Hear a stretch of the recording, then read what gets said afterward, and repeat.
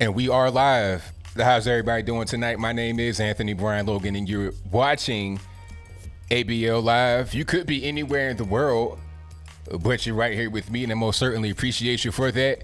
You could be out there fighting them crowds for the last roll of toilet paper, or the last paper towel, or the last gallon of milk, or whatever else they want to buy out there. We're gonna talk about that because that's really I'm super triggered at all the panic buying that's happening, and then the reaction to the panic buying is making it worse because I don't know, it's a lot that's going on. We're gonna get into it. The coronavirus has shut down the whole world.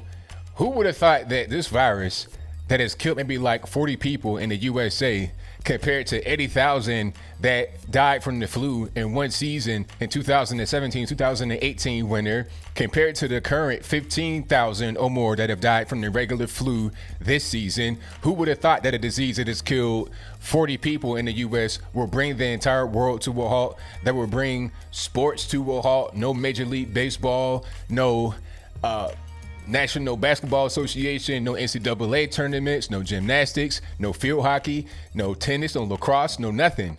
Everything is shut down because of this little rinky-dink Rudy-poo virus. I'm really upset about that, but we're going to talk about that, of course. We're going to get into it 1,000%. And we're also going to get into Ilhan Omar getting married yet again. How do you have 3 husbands in 3 years, ma'am? I don't know. And we're going to talk about guys like Andrew Gillum getting caught in a telly with this boy toy down in Miami, and a lot more on tonight's episode of ABL Live. And I thank y'all for joining yet again. Please like the video, share the video, do all that good stuff. And also, if you're listening to the show on a streaming platform, audio streaming platform, share it over there, like it over there, do whatever you can. I'll upload the one I didn't upload, which was, I think, Wednesday, because I was out moving around. We'll talk about that. I'll upload that as soon as I can, probably like tomorrow. And this one will go up like tomorrow as well. I'll just put them both up just so you have them. And then the Wednesday one will go up on Friday just like normal. So it's so much going on. I don't even really know where to begin. I thank y'all for joining. I'm glad that you don't need a face mask to watch the show or hand sanitizer to clean off your cell phone. Maybe you do. I don't know how you operate. I'm just saying. This is ridiculous. Yep. Oh, there we go. My man, Snapzilla Gorilla. Thank you for the donation early. This is a very good comment he made. He says, have you seen Tim Pool fearmonger in regards to Italy? There may have been 30,000 deaths because of the regular older flu since October. I mean, people die of the flu. The flu is a deadly virus. It can kill you. That don't mean that if you get it, people die. But people don't talk about the flu, the regular flu. Nobody cares about that. That's not really a big deal, apparently. Like I was saying earlier, the regular flu, just the regular plain old common flu, killed 80,000 people in the U.S. in 2017, 2018 winter. Nobody cares about that. It's not really a big deal. But you got 40 people that died of the Wuhan virus. I'll call it that. Then all of a sudden we got to cancel everything. And then my thing is, okay, can we do we just stop living life? And then they're talking about, oh, you can't leave your house. Why can't I leave my house? Why would I have to just stay at home, like, for what? And then people buying toilet paper for what? Like, toilet paper? Like, you're getting ready for what, though? I don't understand what we're getting ready for. Are we getting ready to just not... I'm just kind of not really understanding the point of the toilet paper. Okay, if you are trying to just not be leaving for a while out of your house for whatever the reason may be, I mean, it's like they're trying to stock up for a blizzard that's coming. Okay, it's a blizzard coming. It's going to be 80 feet of snow. Get some things because you can't leave your house for a while because you're going to be snowed in. Back in the hurricane days when I was in Virginia, also some of the snow days when I was in Virginia, I would get canned goods. People get the dumbest stuff. I mean, milk, bread, those things go bad fast. If you don't have no power, what you going to do with the milk and bread? It's the same thing going here with toilet paper. What you going to do, eat toilet paper? Are you going to make some kind of weapon out of toilet paper? Are you going to, what would you do with the toilet paper? I don't understand. I don't get it. If worse comes to worse and you're able to use toilet paper as in flush the toilet, that must mean you have water coming out of your faucet. Okay, you can boil the water and drink the water. You can just wash your butt after you get off the toilet if it ain't no more paper. How about getting some canned goods, some beans, some rice, some things you can make, or not even cook. You can just open it with a manual can opener and eat it. How about that? How about an MRE? How about some granola bars? How about some oatmeal? How about something like that? I just don't understand the things that we're buying. I could understand you need some groceries. Your kid's out of school or whatever. You need some groceries. Okay, I get it. But toilet paper? But you're going to eat that? How you going to cook that? You're going to grill it. You're going to saute it. You're going to fry it. You're going to barbecue it. You're going to boil it. What you going to do with toilet paper? That's what I want to know. But hey, I'm just kind of venting because that was on my mind. People trying to make Trump sick. I mean, Trump gave an address and the man's tired. Think about what the average person is going through that's kind of afraid of the virus, and he has to be able to hear all of this from everybody and make decisions based on it. And the man 70 something years old, of course he's going to be tired. That don't mean he's sick, but hey, it is what it is. I was okay. If you guys don't know, I was over in LA and I was taping for Middle Ground Jubilee, and that'll be coming out really soon. The episode was Black conservatives versus Black liberals. That's going to be a very good one. I had a lot to say on that one, but I was over there filming that, and the airport. Oh my goodness! First of all, the flights are halfway empty, and that's a good thing to a certain extent. It's not good for the industry because people got to work, and people are losing their shirts behind this whole thing. They can't, they're losing hours. People are getting fired. It's a mess, but it's good for the consumer because you can get a ticket for next to nothing. I was able to change my flight. My original flight coming back was not going to get here till 11 p.m., but I changed it to come back at 5 p.m. So I was able to drive from Atlanta up here and make it in time to do the show. I was able to change my flight for free. Normally that'd be a fee associated with it. So it's good for things like that. You're able to get free upgrades and better seats and stuff like that for cheaper or for free. So it's good in that sense, but it's not good for the industry as a whole because people got to eat off of that. But anyway, the airports are ridiculous. People wearing face masks for no reason because that's not really going to, people got to wash their hands. If you are eating food and you're not washing your hands, I don't understand what the face mask is going to be for. You understand? And one of the funniest things, somebody says, I look pale. Me looking pale? Come on. But anyway, one of the funniest things I saw was a guy in China with the face mask on. He had the face mask tilted down to smoke a cigarette. It's like, okay, if you're trying to be healthy, that cigarette ain't going to do you no good. That's probably why you have a very high rate of infection and death over in China, or at least it was, because you have underlying health problems, okay? If you are a smoker, you got diabetes, you're 80 years old, that might put you at a higher risk. So pulling your face mask down to smoke a cigarette, it just doesn't make any sense. It's like wearing the face mask and not washing your hands. You're not helping yourself at all. And then a lot of times you got on painter's mask. That's not going to prevent nothing really. It make you feel good. It's kind of what they call it. What they call it when they give you the sugar pill and it's not really real. It's kind of like that. But as far as actually helping you to remain healthy, it won't do anything for you at all. Oh, the panic is so fake, Liza Jean. The panic is ridiculous. I mean, I'm upset at the panic because I'm just not even understanding. And then my thing is, if it's going to be a panic, let's just have it be a panic that makes logical sense. Let's go out to the store and buy food, not toilet paper. That's the thing that's really just blowing me to death. I don't understand what that's all about. I don't get it. I mean, you could survive without toilet paper. I promise you. If you have running water, because here's my logic. If you are using toilet paper, that means you have running water. That means if you don't have any more toilet paper, you can just simply get up, get in a shower, and let the water spray in your butt, and you could be clean that way. Just take a shower right there, and you'll be fine. If it ain't no more toilet paper, if you got water, do it like that. Install a bidet or do something. You can wash your butt rather than using 1,000 pounds of toilet paper. I'm people's cart. I'm talking about like the cart. You got them big Sam's Club carts that's the size of a golf cart full of water and toilet paper. Like, if you have running water, you'll be fine. You can boil the water and drink it. You can actually probably drink the water straight from your tap a lot of times. It's not even really a big deal. I have boiled water right in this cup with some nice tea. And these mugs are available on my store at ablmerch.com. Get them right now today. They're not very big, but they do the job.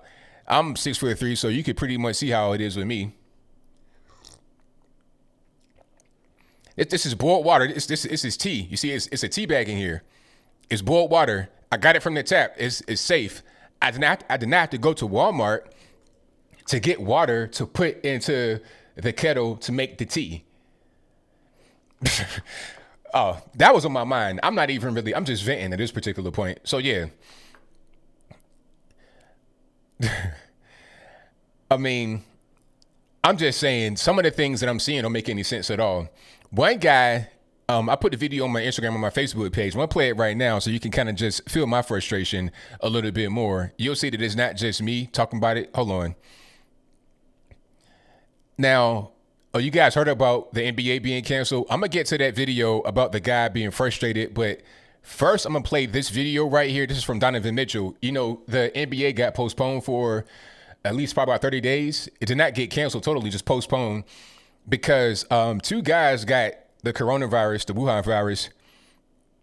Rudy Gobert, one of their star players, a big 7 foot and some change center, and then their other star player, Donovan Mitchell. So Donovan Mitchell has posted an update to Instagram. Let's check it out right quick. Let me see if I can get it.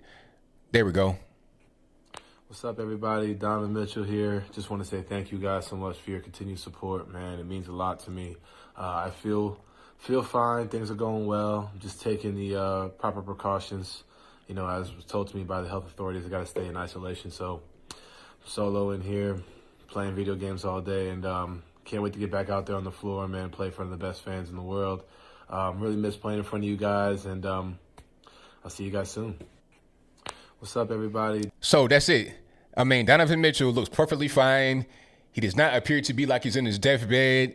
Everything is okay. He got the Wuhan virus and he's going to be okay. That's generally what's going to happen. If somebody was going to get it, they're going to be okay. Like if you get a cold, you're going to be okay. If you get the flu, generally you're going to be okay.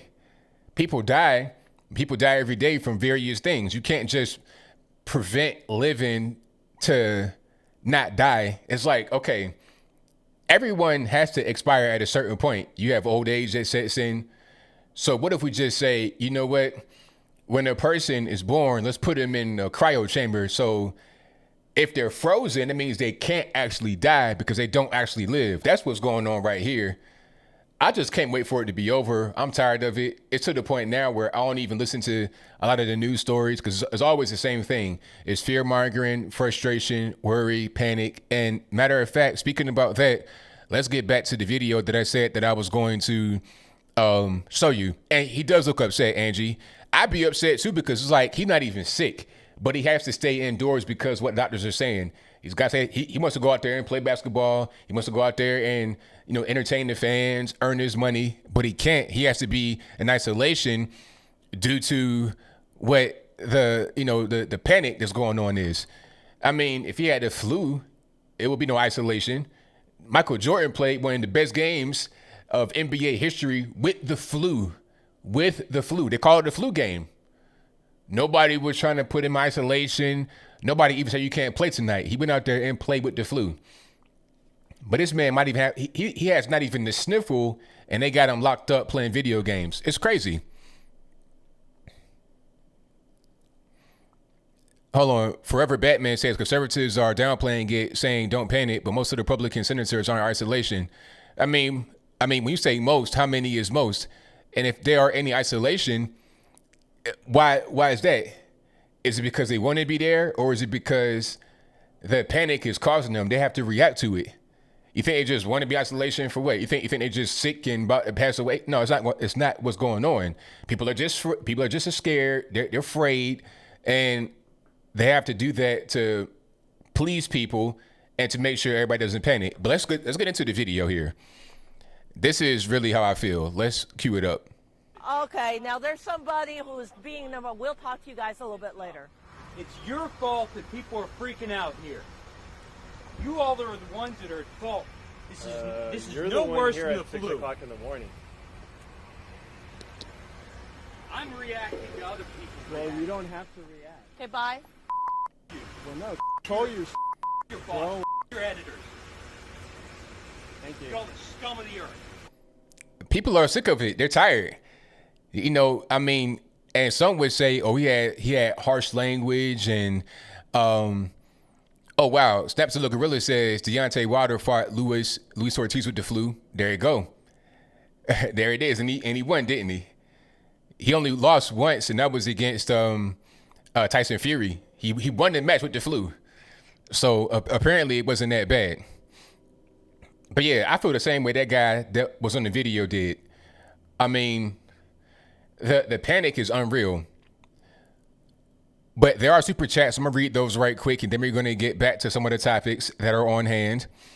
Shout out to Charles Sumner Jr., who says President Trump added Ireland and UK to the list of European countries with thin travel restrictions. Domestic restrictions might be coming. Yeah, I heard about that. I mean, when I was leaving LA today, it was a guy from Finland I was talking to, and he was saying that, you know, it could be next that the U.S. says you can't go over there. Because right now we can go pretty much anywhere we want, but they can't come over here. So thank you for that, man. Definitely appreciate you. Let me see. Shout out to Snaps of the Gorilla, who says Brian from High Impact Vlogs is going to join the Amazing Lucas on the podcast soon. It'd be dope if you got in on that too. Well, I check him out. Thank you for that, man. I definitely appreciate you. Shout out to Joshua, who says swine flu 1,000, coronavirus 50. More than that for the swine flu. Much more than that for the swine flu. You know, H1N1, that was like 12,500, I think, in 1 year. Like, the numbers are not even comparable when you're talking about the other pandemics that we've had in recent history. Not long time ago, we ain't talking about 1930 or before then. We're talking about 2016, 2010, not very long ago. In, you know, the greater scheme of things. Shout out to Joshua Perez, who says the media is to blame. The coronavirus is an overhyped thing that is an upgraded flu.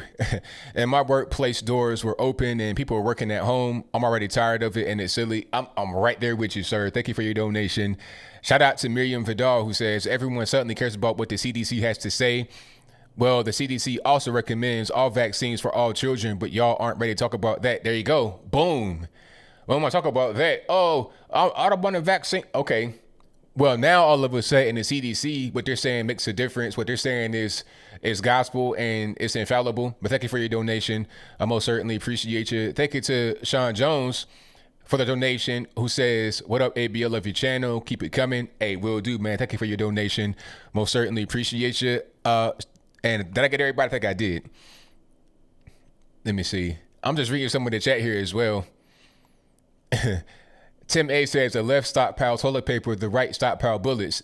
You already got it. I got my bullets. I got my guns. I'm ready to rock. I'm ready to rock. And Joshua Perez, that is the truth right there. He says the hype will die in 2 weeks. Yes. What's happening right here, in my humble opinion, is social media hype. We've seen it before. What was the last thing? It was something that was going on, you know, and it was so big at the time. It was all consuming. I saw everybody could talk about. It was going on and on. It was this year. I forgot about it already. Now I remember saying that it would die down. Oh, this whole thing with when that's I won't mention that. That's not really comparable. But a good thing to talk about would be the Russiagate kerfuffle. Okay, that whole thing. It was a real big thing all over television, all over the internet, and now it's kind of a joke when it gets mentioned. It's kind of just mocking the media when it gets mentioned. It's not like a real thing anymore. You have this big hype behind something. People talking about, oh, this could change the future. This could change the Republican Party. And then in a week, it's gone and you forgot about it. That's what's going on. This whole thing with the coronavirus, Wuhan virus, is no different than H1N1, swine flu, the Y2K scare, all of that. It's the same thing. It's always some kind of scare that happens. It's a big media story. and they dogpile on it because the media are desperate for ratings. They're desperate for any kind of ad revenue they can get. So they don't care about causing worldwide panic. They don't care about causing the stock market to collapse. They don't care about people losing their jobs behind the panic, people not wanting to fly, people not wanting to go to hotels, people not supporting local sports, and people that are ancillary to the sports, your jerseys, your concession stands, and everybody else that depends upon public events moving. They don't care about that as long as they're able to succeed in their particular field. They'll kill several other fields that are totally unrelated and innocent to get their own numbers up. And it's really a shame. But that's what's happening right now, in my humble opinion. And because the media are pushing these, fear-mongering types of stories, it forces everybody else to react. And if you don't react appropriately, there could be consequences if somebody gets a coronavirus that is under your company or something like that. Or you didn't act properly, you did not act with the rest of society, and then somebody got the illness, maybe even died, so it's your fault. Now it damages you more than what you already had damage done as a result of public events being shut down and your company being shut down, not being able to make money. It's crazy. But thank y'all for being here. We got over 1,000 in the building. I appreciate y'all. Now, how many of you guys are self-quarantining? I'm seeing people talk about, I can't, I'm in that house. What am I going to do? I don't understand. Are you self-quarantining for what? Just because you're afraid to go outside? Because somebody said don't go outside? And I'm not judging anybody. I'm just trying to figure out what's going on, because I just don't understand that whole part. If you are not sick, then why are you not going outside? I don't understand. But thank y'all for joining. I definitely appreciate you. If you like what you're hearing so far, please hit the like button, share the video as well. And if you're not subscribed yet, go ahead and do that. I'd appreciate that 1,000%. And there is a whole lot more going on. We got to talk about Ilhan Omar. Now, Ilhan Omar. Oh, okay, hold on. We got to pause right here. Before we get to Ilhan Omar, people were saying, oh, Trump is sick. He has the coronavirus. Okay, now I have some news. Trump does not have Wuhan virus, according to the White House doctor. Now, people are going to say, oh, that's fake news. He just put that out. He just put it out there to calm everybody. This is on CNBC. And some of the key points from the article, it says President Donald Trump has tested negative for the coronavirus, according to the White House physician. Trump opted to take the test after a press secretary for Brazil's president tested positive for the virus. Trump dined with Brazilian President Jair Bolsonaro and his press secretary at Mar-a-Lago. Bolsonaro said Friday that he tested negative for the virus. So Trump does not have it, according to the doctor. Neither does Jair Bolsonaro, the president of Brazil. Is everybody happy now? Are we going to just, let this be the truth? Or are we going to say that it's not real and that Trump is just trying to put out fake stuff because he doesn't want everybody to know that he has a virus? I mean, I'm not really sure what more Trump could do to convince the haters out there that he's fine and he's not sick. Talking about he sounds sick at the press conference. It's because the man's 70-something years old and tired. You would sound the same way if you were in his shoes and you probably half his age. Okay, so he doesn't have it. Everything's fine. But Ilhan Omar, back to her. Now, she's married to one Tim Mynett.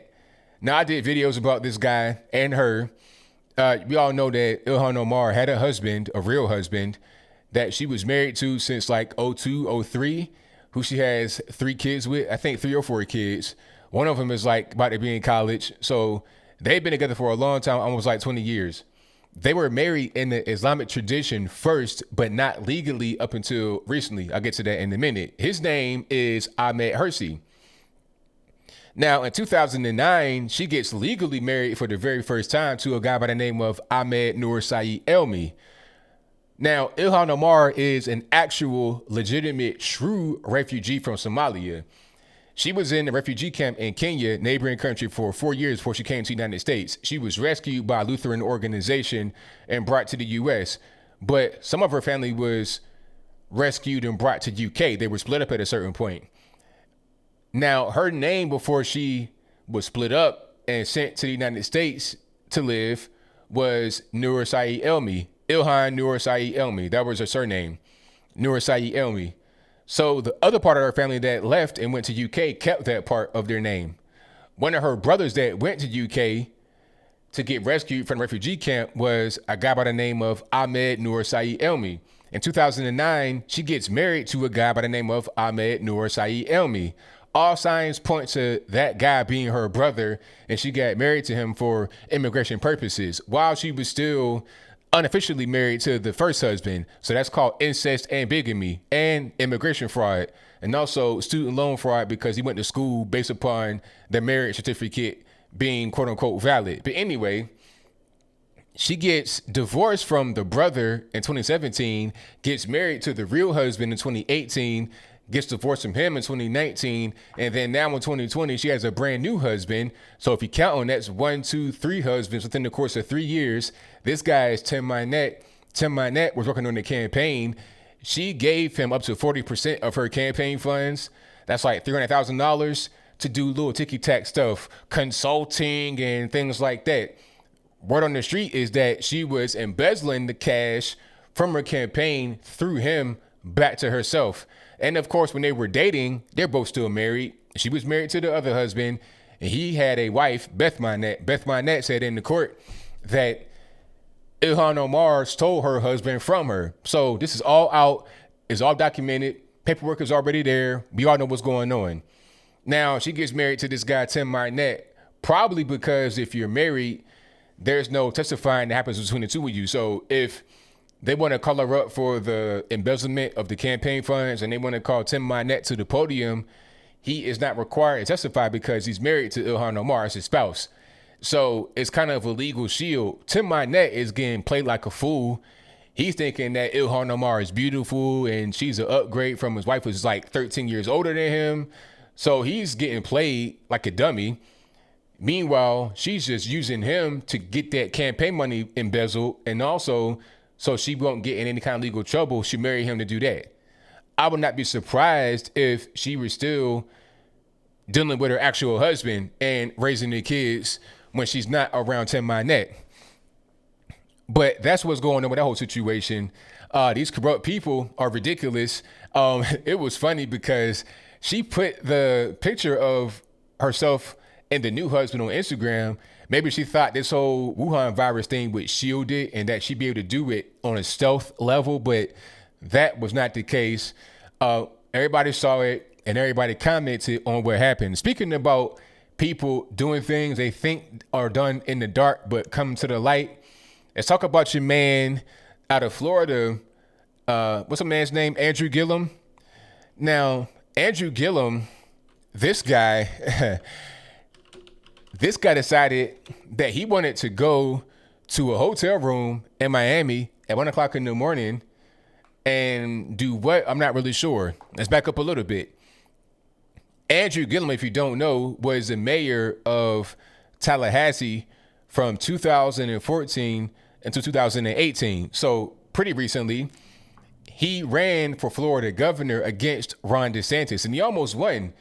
It was like a 1 point difference between the two of them. He almost won that race. Luckily, he didn't win, but he almost won.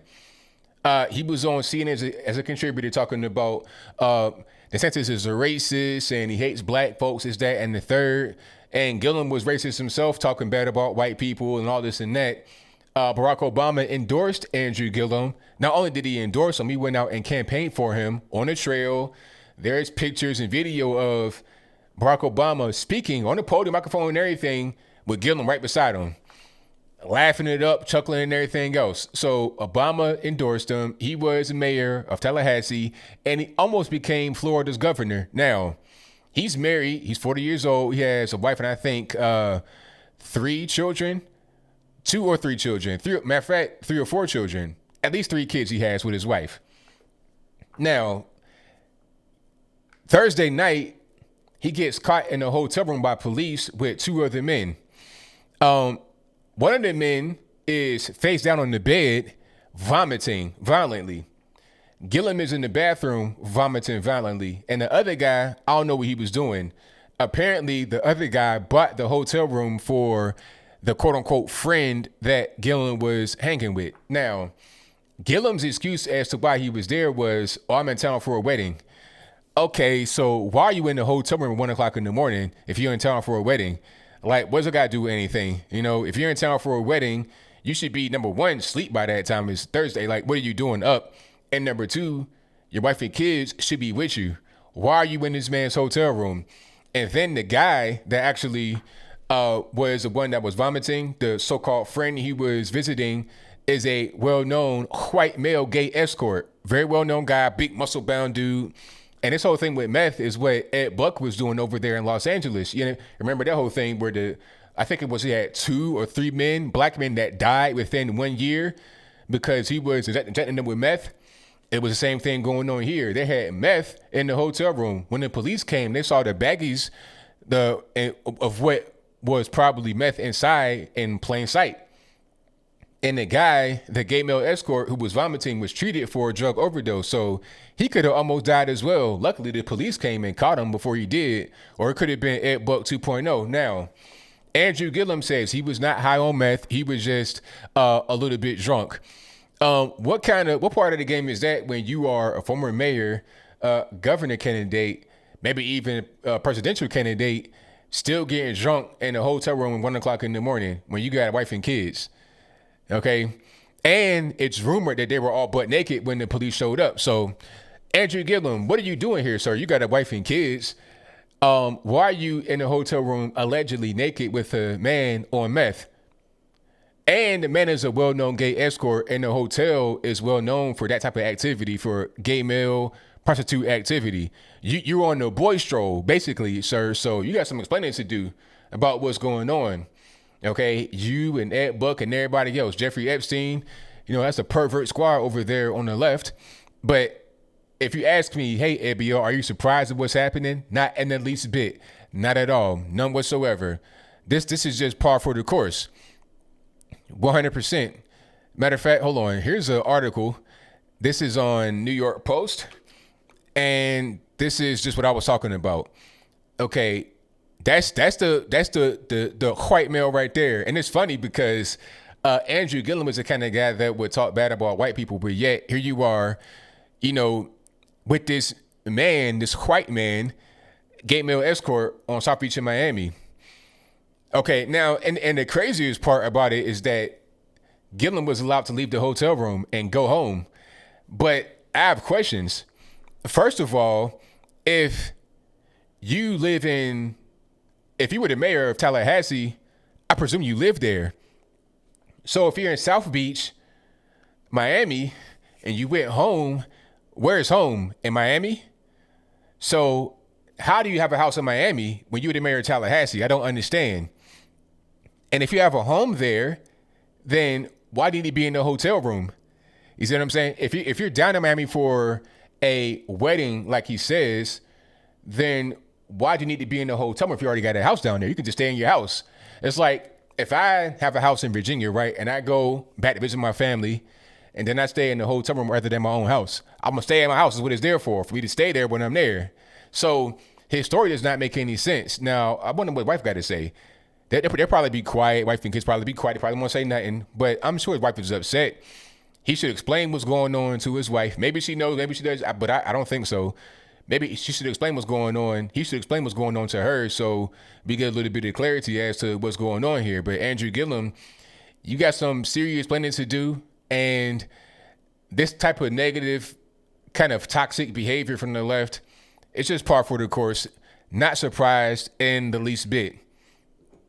Not at all. Yeah, people talking about he could have been a VP pick. That's right. They said that he could have been a VP pick. And it was a little bit of steam behind that. It was a little bit of momentum behind that. He almost became governor. Imagine this. This is Marion Barry 2.0.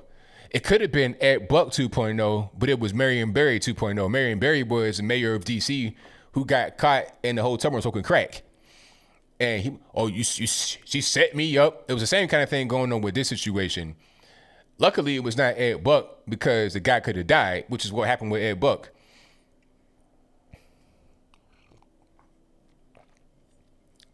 So, hey, But I think you'll see much more stuff like this come out. You know, we have this cycle of news that's like 24/7. You can't really hide what you're doing.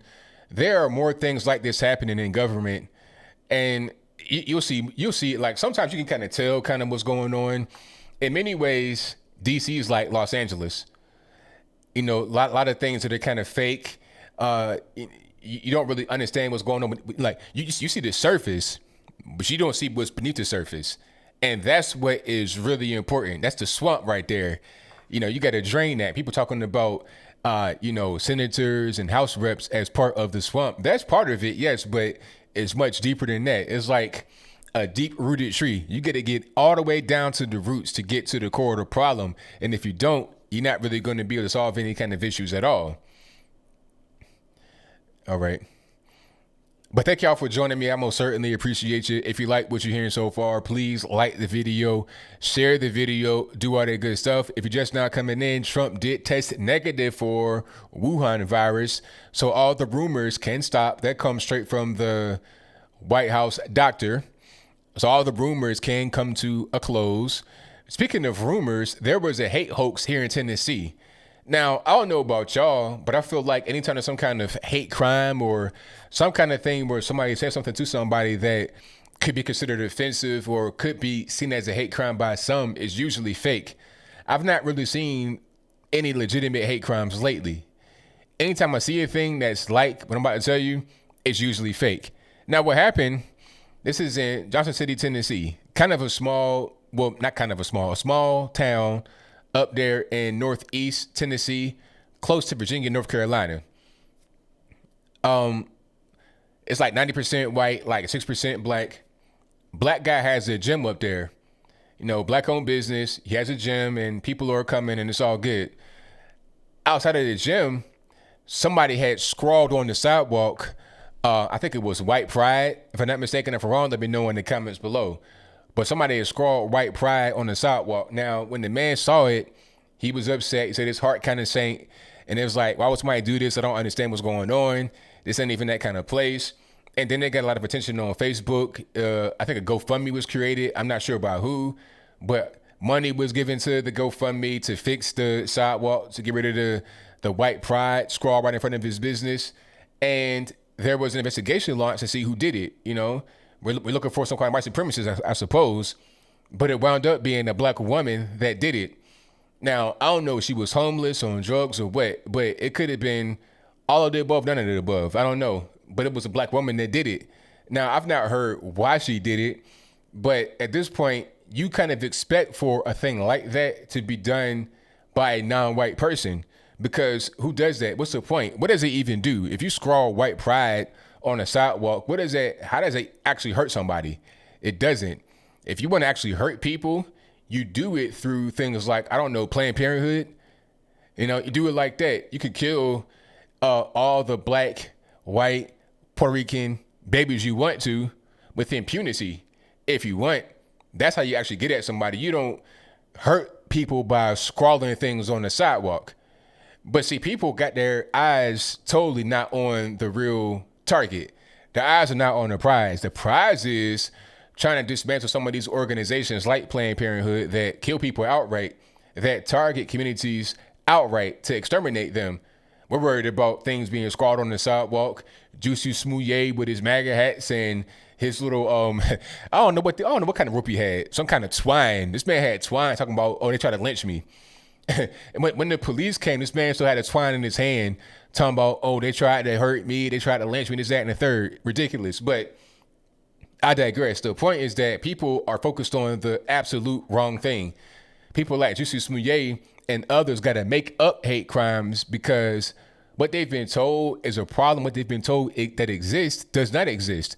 So when they keep trying to find it, they can't. So they can only just create it for themselves. Try to get famous, try to get some attention, try to get some money, but it never really happens. It usually gets found out pretty quickly because these are some harebrained schemes that don't really happen in the real world. This whole thing about hate crimes being so prevalent just is not true. So you got to create hate crimes to be upset about. It's ridiculous, but it is what it is. Let me see. The rapper 10,000 says most of these fake hate crime hoaxes are those pro-black people who hate whites. Some of that is, yeah. Some of it is just people just wanting attention. That's all. People want attention. They do a certain thing, and then I don't know. It's just weird. They want to push this narrative of white supremacy being this thing and hate crimes being this thing. It does not exist, and they can't find examples of it, so they got to create their own. That's what's happening, in my humble opinion. And I think that I'm correct on that. The toilet paper thing is wearing me so out. I mean, really? Like, my thing is like this. Okay, if you run out of toilet paper, what's going to happen? What's going to, like, are you not going to be able to live anymore? The main thing should be getting canned goods, food, and stuff like that. If you got to, now, I'm not even sure what the point of that is, because you still have trucks that are going to be stocked with food and brought to the store. People that are buying stuff, you got two kind of people. You have those that are just irrational, buying everything, and those that are just trying to buy regular things for their everyday, being able to have food in the house. And some that are trying to get ahead of it before there's no more. Like, if you see this big mad rush to go to the store and you need some groceries at a particular point, you got to be out there to get groceries too before all these lunatics take all the groceries. And really what's going to happen here is that a lot of what they have bought will go to waste. It'll get thrown away. If they bought food, it'll go back before they can eat it because they didn't buy too much, and it'll get thrown away. They'll try to freeze it, and that's it. The toilet paper, it'll be in somebody's garage somewhere, just stacked up, and it'll be used over a period of weeks. They won't need any more for a while, I'll tell you that, but they're not going to just use it in a week. Unless they just, every time they use a toilet, they use an entire roll, which doesn't make any sense, but I digress. The panic is just way too much, and I'm tired of it. I want the Wuhan virus to go away. I want a vaccine, not because I want people to see. I want a vaccine, not because of the health reason. I want a vaccine because I'm tired of the panic. Once we can get a vaccine on and cracking and get it into population and everybody feels safe, then at that point we can just say it's over, no more panic, go back to your regular everyday life. That's what I want to see personally.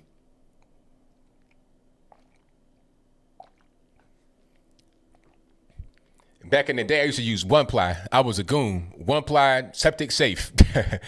If they got that, I'll stock up on that all day. They probably getting this big 8-ply Charmin crap, and then you're going to have septic tanks getting busted up.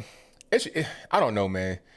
I think the media has a big influence on Americans, but also social media, big influence. I think if we were not in a social media age, we would not be in this big panic right now. The panic started, in my humble opinion, from some of these videos from China, people passing out and squirting out blood. A lot of it was fake. And China not doing right as well. China's to blame for a lot of what's going on because they didn't report it right. They're waiting a long time to report it to, what was that, the NHS or whatever. They didn't do what they're supposed to be doing from the beginning. And then the U.S. said, hey, we can help with the situation. Let us come in. They were like, no, we got it. And then by the time they finally allowed us to come in, it was already at pandemic levels. So this is their fault. To somebody to say, oh, calling it the Wuhan virus is racist is just ridiculous. Absolutely ridiculous because it came from Wuhan, China. That's the origin. That's the epicenter. And China did not do a very good job of being able to contain it. And they know that. So how was it racist to point out an obvious thing to say where it actually came from? Is it racist to say Caesar salad because it came from, Greece, Julius Caesar? Is it racist to say that? When I say Chinese food, is that racist to say that it's actually Chinese food and that's who's serving it and that's who created the menu? Is that racist to say? How about American food? All right. But hey, it is what it is. Yeah, I got hand sanitizer, I got soap, and water is still running. The water ain't gonna go nowhere. You can do a lot with soap and water. I'll tell you what. You can work wonders. I have alcohol in here. I have peroxide. I got all that good stuff because I normally would buy that stuff. I'm a hygienic person. people are just now for the first time. Oh, one thing I saw in the airport, which was great, was that for the first time, I'm seeing the hand washing area full of people. It's like, hey, this is great. I'm glad that this virus has you guys washing your hands for the first time. I would see guys go to the bathroom, do number 2, come out, look dead at the sink and walk away. It's like, sir, you could have washed your hands. You look at you took a moment to pause and look at the sink and walked away. In that moment, you could have just taken another moment to put your hand up under the automated soap dispenser, put it up under the automated water dispenser, put them together, wash, again, rinse, paper towel, dry it off, and be done. You know what I'm saying? 20 seconds, you out. Easy money. You could have done that, but you didn't. But now people are doing it. So hopefully this whole thing of washing your hands, washing your hind parts, and being generally not a gross person will continue after the Wuhan virus craze is over with. But hey, it is what it is.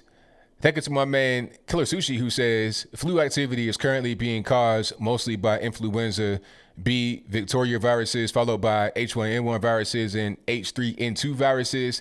It is unusual for there to be this much influenza B activity at this time of the year. It's not all corona. Yeah, that makes sense because we're still in flu season. People are still catching the flu. People are still dying from the flu. So everything is not coronavirus. People are talking about, you know, if you cough in the airport, something's wrong. I mean, it could be anything. You could have had something to eat that was spicy. You could have been drinking water, went down the wrong pipe. You could have the flu. You could have a cold. It could be anything. People are just kind of getting everything mixed and jumbled up. If you are sick at all, that means you have the Wuhan virus and you got to stay home. And if you don't stay home, then you're going to infect the entire world. It's crazy. Yeah, I got 91% alcohol. I got peroxide. I got my hand sanitizer. I got soap. I got pump soap, hand sanitizer, bar soap, whatever you need. I got it. Simple. Oh, the gas is super cheap. The gas is like dirt cheap. Wow. Master Dummy says $1.25 gas in Oklahoma. Wow. Wow. But you know what? The gas has been cheap for the entire season, but now it's even cheaper. I remember back in the day, it was like, what, $3? But I was in LA, and LA is so cramped. Like, people were saying that things are like spread out kind of far apart, not like New York. I guess that's like the entertainment areas, but people live in, it's like, you're like this. You're like sardines, cramped in the. It's cramped. It's super cramped. But one thing I like to see in the hotel and the airport, they had like these automatic dispensers of hand sanitizer. Put your hand underneath it, and it'll just come right out. Give you a little squirt in your hand, and you're good to go. But speaking about California is what I was talking about. Gas is super high. Super high over there in California because of all the taxes. It's to the point where they got to have protests and whatnot to get the gas prices lower because the prices are artificially high due to all the taxes. It's crazy. I mean, I couldn't live in a place where the taxes are so oppressive that you can't even really move around like you want to because you can't afford it. And then, of course, when the gas is high like that, other things, you're going to have other things that are high as well. The taxes are high. The gas is high. Cost of living is going to be high. It's hard to live normally or like you would in other places with such high costs of everything. The money you make will not go as far. It's kind of crazy. $275, $278. Wow. Yeah. Where I'm at in Tennessee, last I checked, it was like $1 and change, $1.98, something like that. It's cheap depending upon where you are. A lot of that is just taxes. Depending, if you're in California, you have high gas, it's taxes. Take taxes away, the gas will be a lot lower. And it gets to the point where you can't even really, you got to just try to find a way to ride a bus or something like that because you can't afford to even drive. Let alone have a car. To buy a car is one thing, then you got to gas it up. Justin Thomas says gas is $3.20 to $4.30 here in LAX. Wow. Crazy. Wait a minute. Charles Turner says gas prices here in Washington are very high, almost 70 cents a gallon. Is that 70 cents a gallon for gas, or is that the tax on top of your gas? You talking about 70 cents higher? What do you mean right there? Yeah, alcohol. If you got some alcohol, spread it on your hands. You'll be just fine. When I shave, alcohol on my face, keep everything nice and clean. Peroxide as well. That's a good cleansing agent. You know, people just, I don't know. People are just panicking and doing what they see done on television. Yes, I did touch my face, but I washed my hands before I touched my face. I washed my entire head with soap and my hands as well with soap and water, so I'm good money. And then they said Cali gas is $3. Now mostly taxes. Yeah, you're not even really paying for the gas as much as you paying for the tax. That's what it is. You're paying a car tax with your gas. Thank you to Sean Jones for becoming an ABL supporter. I definitely appreciate you, man. And thank you to everybody else that has donated. We're getting to the calls in just a minute. This is a call-in show if you're a first-time viewer or listener. And the number to call is 423. Not 423. I'm going to get my own number. 434-658-1220. Again, 434-658-1220. Super chats. I'm going to read those when we get to the calls. Thank you to Mike from Queens who says, could always use paper towel to wipe. Yeah, nah, you don't want to do that because then you can clog up your toilet and your septic tank and all of that would be a wrap. But thank you for your donation, man. Definitely appreciate you. Thank you to Jericho Green, my man, who says, Gillum can drill him. Thank you for that, man. Definitely appreciate you. Shout out to, and then they said, I'm calling in, pick up the phone. Hey, man, the calls are almost open. Give me a little bit. We'll get to the calls. Shout out to I Sell Cat Litter, hilarious name, who says, GOA files red flag on Chuck Schumer for his threats against SCOTUS. Interesting. See how that works. Thank you for the donation. Most certainly appreciate you. Shout out to Randy Lake, who says, way to go, ABL. Thank you for that. Most certainly appreciate you. Thank you to Bat Goat, who says, did you hear the joke about the coronavirus? Never mind. You probably won't get it. I did hear that one, by the way. Thank you for that. I appreciate you. Thank you to ZR for becoming an ABO supporter, for joining the channel. I definitely appreciate you. Shout out to Zach, who says, why does it take a pandemic for people to finally wash their hands? That's what I'm saying. Seriously. It's like, I thought that washing your hands before you ate food, after you eat food, after you use the bathroom, and showering daily was a normal thing. In America, at least, I thought that was just customary. At least washing your hands when you leave the bathroom, at least that one. But I could be wrong. Thank you for your donation, man. Definitely appreciate you. Thank you to Jersey Linda, who says, if no bleach, go to pool section and buy Shock. Well, thank you for that. I appreciate it. Thank you to Breaking the Chains Media Incorporated, who says, did you guys check out all the resignation of CEOs? I have seen that. What's my man's name? Well, Bob Iger, the CEO of Disney, stepped down. That was like a week and change ago. He stepped down from Disney. Bill Gates stepped down from the board of Microsoft, but he still, owns like probably most of the shares. But he stepped down from the board. Queen of England will be stepping down pretty soon. Okay, which is pretty interesting. Talking about, I want to step down now while the world's still in a good place. Really? What you think? You think you got a playback or something? I don't really know, but she's stepping down. There's been quite a few people stepping down and stepping aside. It's really, really interesting.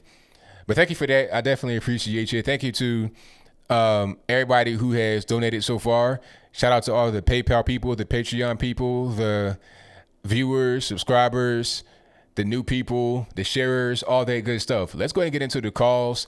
There's quite a bit to talk about tonight. And again, thank you all for being here. You could be anywhere in the entire world, but you're right here with me. And I can't thank you enough for that. Let's get to the calls because I know they're jumping right now. I'm going to try to start up Skype and have it act appropriately. Don't mind my picture becoming black and white. I'll fix that if it does it. Let me see. Yeah, I saw that Tom Hanks and his wife have got the coronavirus over there in Australia. And Katrina Parham says, when people see Tom Hanks has not died from the virus, that's when they'll calm down. Yeah, I think you're right about that. I'm going to certainly think you're right about that. All right, let's go ahead and fix this over here. Y'all just hang tight for a moment. Okay, I think everything's good. Let me just get my settings together. And also fix my camera in a moment. Like this is nothing. This is just what it always does. Because what I'm using right now is a mirrorless camera. And when I touch certain things over here, it kind of just, it does weird things. All right, let's get to, wow. Really? Okay. Let's see if this is going to work. Okay, hopefully this works out the way I want it. All right, calling in the line 434. Who am I speaking to? All righty, man. What's going on? Hey, just throwing it out there. I love your '80s filter on your camera right now. But hey, just want to throw you some positive vibes. I did it last time. This is my second call in, a long-time listener, and you know, you're talking about Corona, you're talking about all the different things. Do you think this is maybe more about the control of people, as this might be happening at the same time that there is slightly a monetary crisis where the Fed, to get things rolling back in order, is buying up a lot of Treasury and bond securities and kind of having to, I guess, as their words would be, stimulate the market? I mean, that's possible, but I mean, I'm not really sure how this could help them in that, because people are losing a lot of money. So I mean, I'm not really sure how it would help. Yeah, I mean, you're right about that. I mean, it definitely cuts supply lines and whatnot. I guess the only reason that would be something that would be in their interest is that they're, and the only reason I say this is because I've gone to a few Federal Reserve, I guess what they would call conferences, where you can actually ask them questions and whatnot.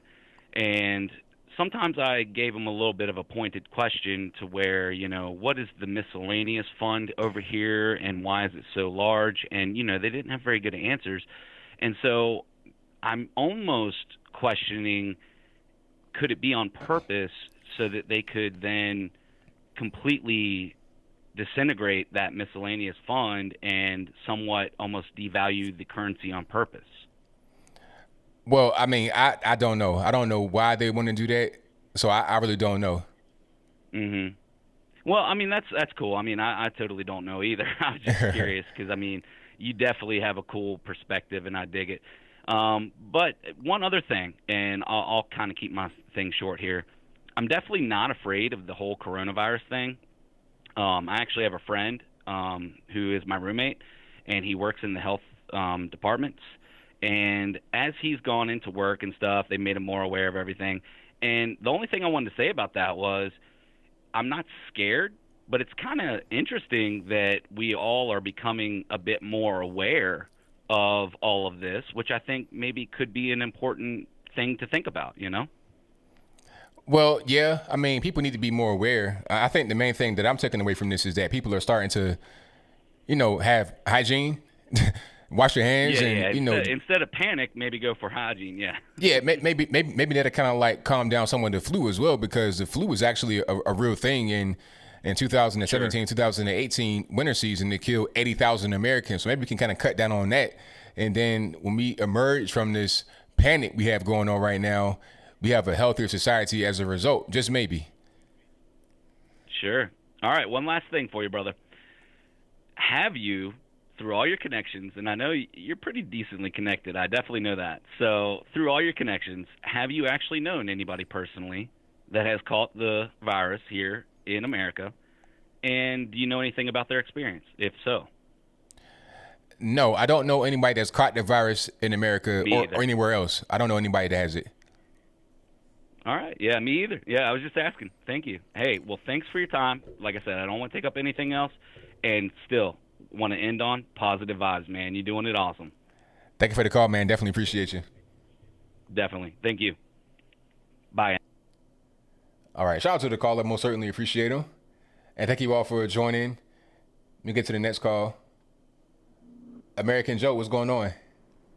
What is happening, ABL? Everything's good, man. Can't complain.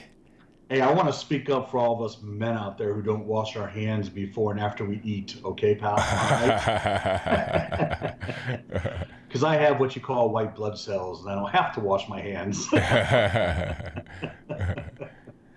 Now, public bathrooms, I noticed I threw the word public in there, which is probably a little tell, but yeah, I try to do the right thing in public bathrooms. Don't you worry, ABL. Well, You're I'm safe glad. around me, my friend. I'm glad. Thank you for that. Yeah, I had a live stream yesterday about the coronavirus and about how we've had 41 people killed in the United States in the past 60 days. And that doesn't even register on my radar as close to a threat.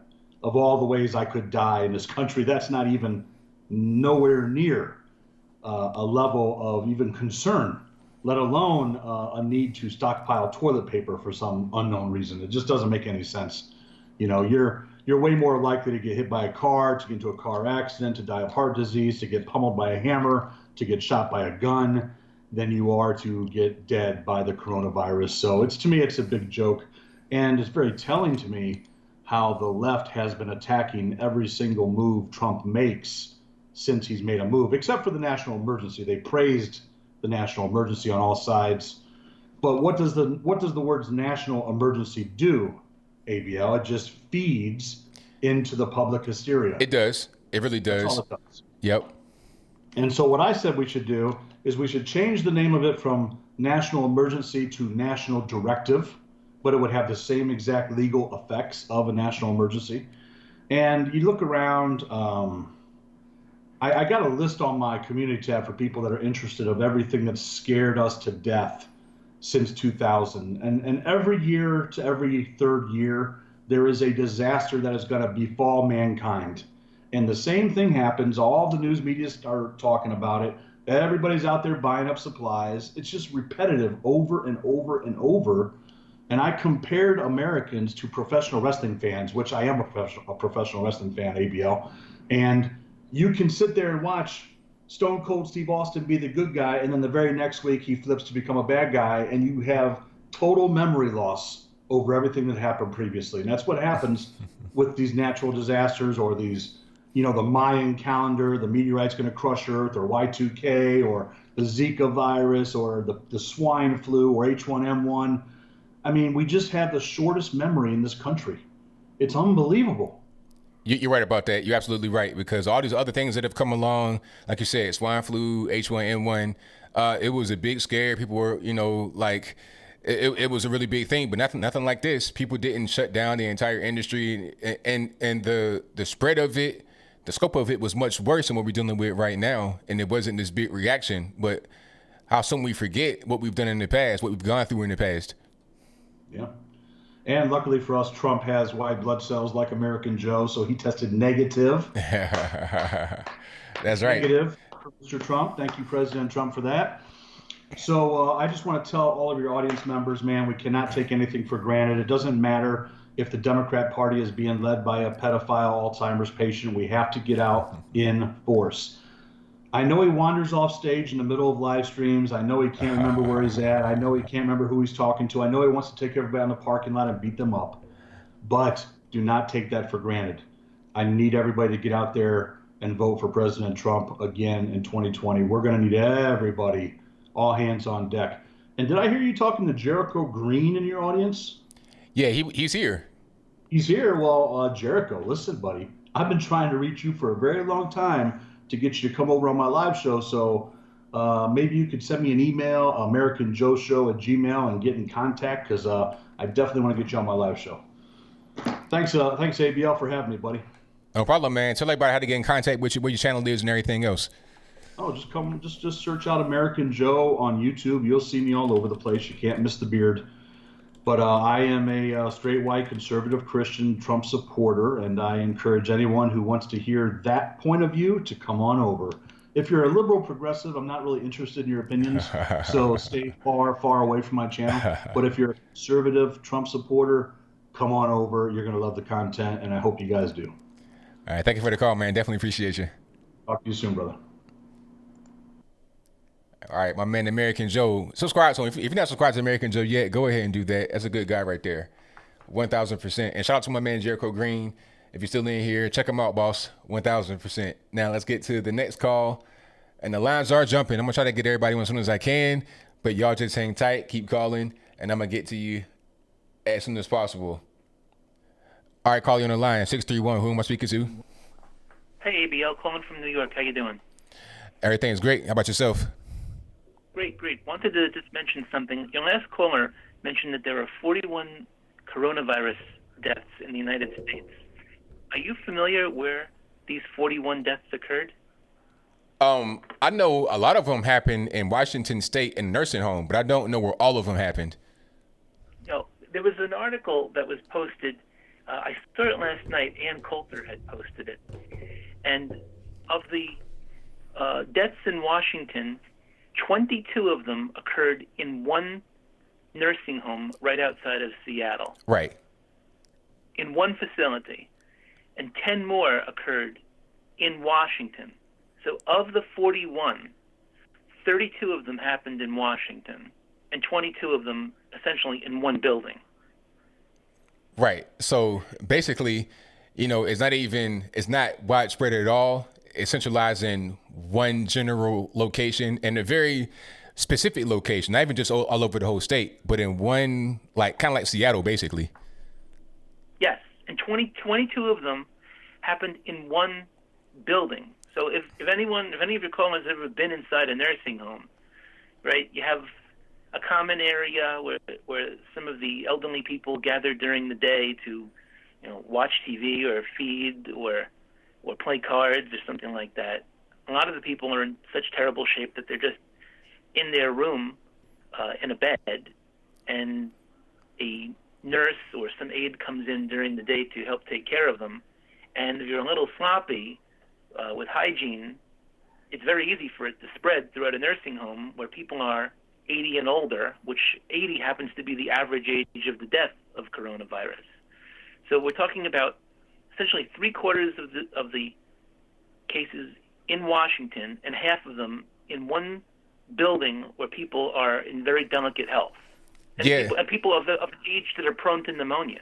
Right. And you know what? I've been in a nursing home before, and I've seen kind of how it is. It's kind of like a hospital, really. Because you have different kinds of homes. You have assisted living. It's like apartments, and they can go out there and do activities and stuff like that. But a nursing home is a little bit different. You may have activities and stuff that can be done, but you have the patients in their bed pretty much. They have, it's like a hospital, basically. So it can spread pretty easily in an environment like that. People are already sick, and a lot of times they're in a nursing home because they're sick. Not because they're old, it's because they're sick and they're elderly. So if you have a new virus that comes in there, they're already, like you said, and they're in a vulnerable state. It's easy for them to catch it, and it's easy to spread in that hospital-like environment. Also, if they're elderly and in bed, there's a tendency for fluid to build up in their lungs. These people become prone to pneumonia and respiratory illnesses. So, those are the most at-risk people. Now, when they shut down the National Basketball Association, the NHL, the XFL, baseball, the people that are going to these events, these are rigorous people. You know what I mean? To even get through, to go to a stadium or something like that, it's an ordeal. Sickly people don't usually go. Right, exactly. And then the thing about it is, if you're canceling some of these public events, people are going to be at home more, which is the worst thing to do, because that's how viruses can spread easier rather than being outside and being active. Now, I'm looking at this article. The article is called Compared to What? By Heather McDonald. So that was where I got the information about the 22 and the 10. It says the other deaths, there are 4 in California, 2 in Florida, and 1 in Georgia, 1 in Kansas, 1 in New Jersey, 1 in South Dakota. And the United States has 329 million people in it. So those are the numbers, according to this article.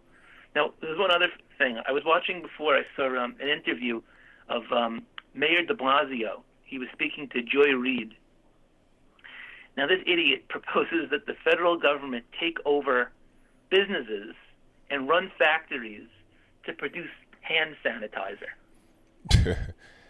It's crazy. I mean, people are just trying to take advantage of the opportunity to do things they already wanted to do anyway, to have, communism come in. That's just communism, taking over private businesses and do things like that. That's not what we want. But here's the thing. Hand sanitizer kills bacteria. Bacteria is not a virus. There's a difference between virus and bacteria. So imagine this dumb commie taking over federal businesses to run them. Whereas yesterday in the Rose Garden, Trump he introduces the CEOs of Walmart, Walgreens, CVS, and Target, which are the biggest retailers in the United States. And he introduces the CEOs of Quest and Roche, which are producing pharmaceuticals or lab test equipment. So the difference between Trump introducing these people saying private industry should help out versus this commie idiot who says, let's have bureaucrats produce hand sanitizer 24/7. It's just ridiculous. Yeah, it is. It's crazy. Well, one last thing. Tomorrow night, the debate between Biden and Sanders. For Sanders to have any shot, he has to really put a beat down on Biden. And I think he's going to pull all of his punches and let Biden just babble on. And Biden's just going to skate through and win on Tuesday. Yeah, I mean, Biden, I think at this particular point, people have made their mind up. I think Bernie could defeat Biden in the debate, but it won't make a difference, really. People that want to vote for Bernie are going to do so, and the same thing for Biden. But the debate for me will be pretty entertaining. I can't stream it because it's going to be CNN and they will strike me, but I'll definitely be watching it just for the entertainment value. But I already know what the outcome is going to be when you're talking about the nomination to become a Democratic nominee. I agree. Thank you so much for taking my call. Have a great weekend. Stay safe, be well, and keep up the great work. All right. Thank you for the call. Definitely appreciate you. Goodbye. All right. Shout out to my man for the call. Most certainly appreciate him. I thank you all for being here. The number to call is 434-658-1220. Again, the number to call is 434-658-1220. Let's get to the next call. 314, you're on the line. I'm speaker to. Yeah, I mean, 314. People have made them. 314. All right, call it okay, if anybody can hear me, you cannot watch the stream and try to answer the phone that way. There's a delay. If you call in the show, make sure you have your phone to your ear so you can hear me when I pick up. All right, but let me get to the next call. Let's go 317, you're on the line. Who am I speaking to? Hey, ABL, it's Kristen Jr. Hey, how's everything going? Oh, it's been great, man.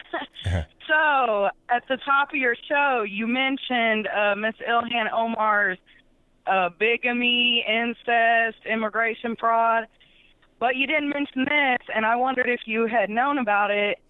It was over a year ago when Tim, what's his last name, Mynett? Yeah. Tim Mynett's wife had filed for divorce, and she named Ilhan Omar in the paperwork that he was having an affair with her. So like 2 or 3 days later, this woman gets murdered in the same neighborhood where Tim's wife lived and worked, and was walking her dog in the same dog park that Ilhan Omar's new husband's ex-wife used to walk her dog at. So if you look this woman up who was murdered, her name was Marjorie McGill.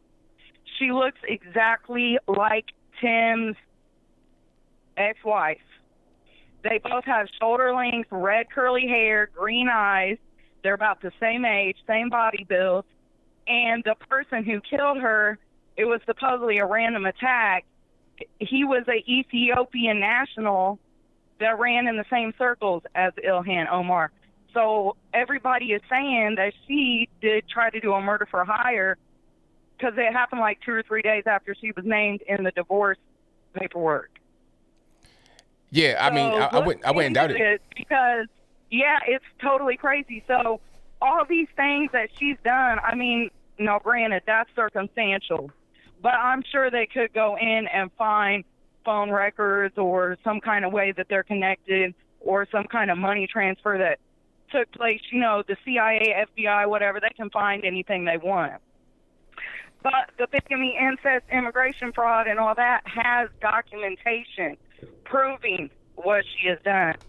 So why is she still in the government? You know, she's got security clearances. I'm sure they know she's running with CARE and these different organizations that have been caught, you know, subverting and, you know, spying, basically. She's doing espionage in our own government. Why are they continuing to let her get away with this stuff? That's a good question. I don't know the answer because, I mean, there's a whole lot there. It ain't just one thing. It's a variety of things. And then the whole thing about the murder for hire, I mean, that's important. It should be looked into as well. It's a whole lot of red flags. There's a whole lot of things she did that was wrong that should be looked at. I don't see how she is able to get reelected, let alone not go to jail. Well, I know how she's able to get reelected. Her entire constituency is Somalians, Ethiopians, you know, refugees. They're all Muslim. Mm-hmm. I know how she's getting reelected. You know, it's just her district, like the population of her district. Yeah. But I don't understand why nobody is pressing charges on her. The documentation is there. You know, it's obvious she's committed multiple felonies. It's not treason. And I really don't understand. So anyway, have a great show, and thanks for taking my call. Thank you for the call. Definitely appreciate you. Good night. All right. Great call from Christian JR. Most certainly appreciate her. And I thank you all for being here. Let's get to the next call. 314 on the line. What's speaking to?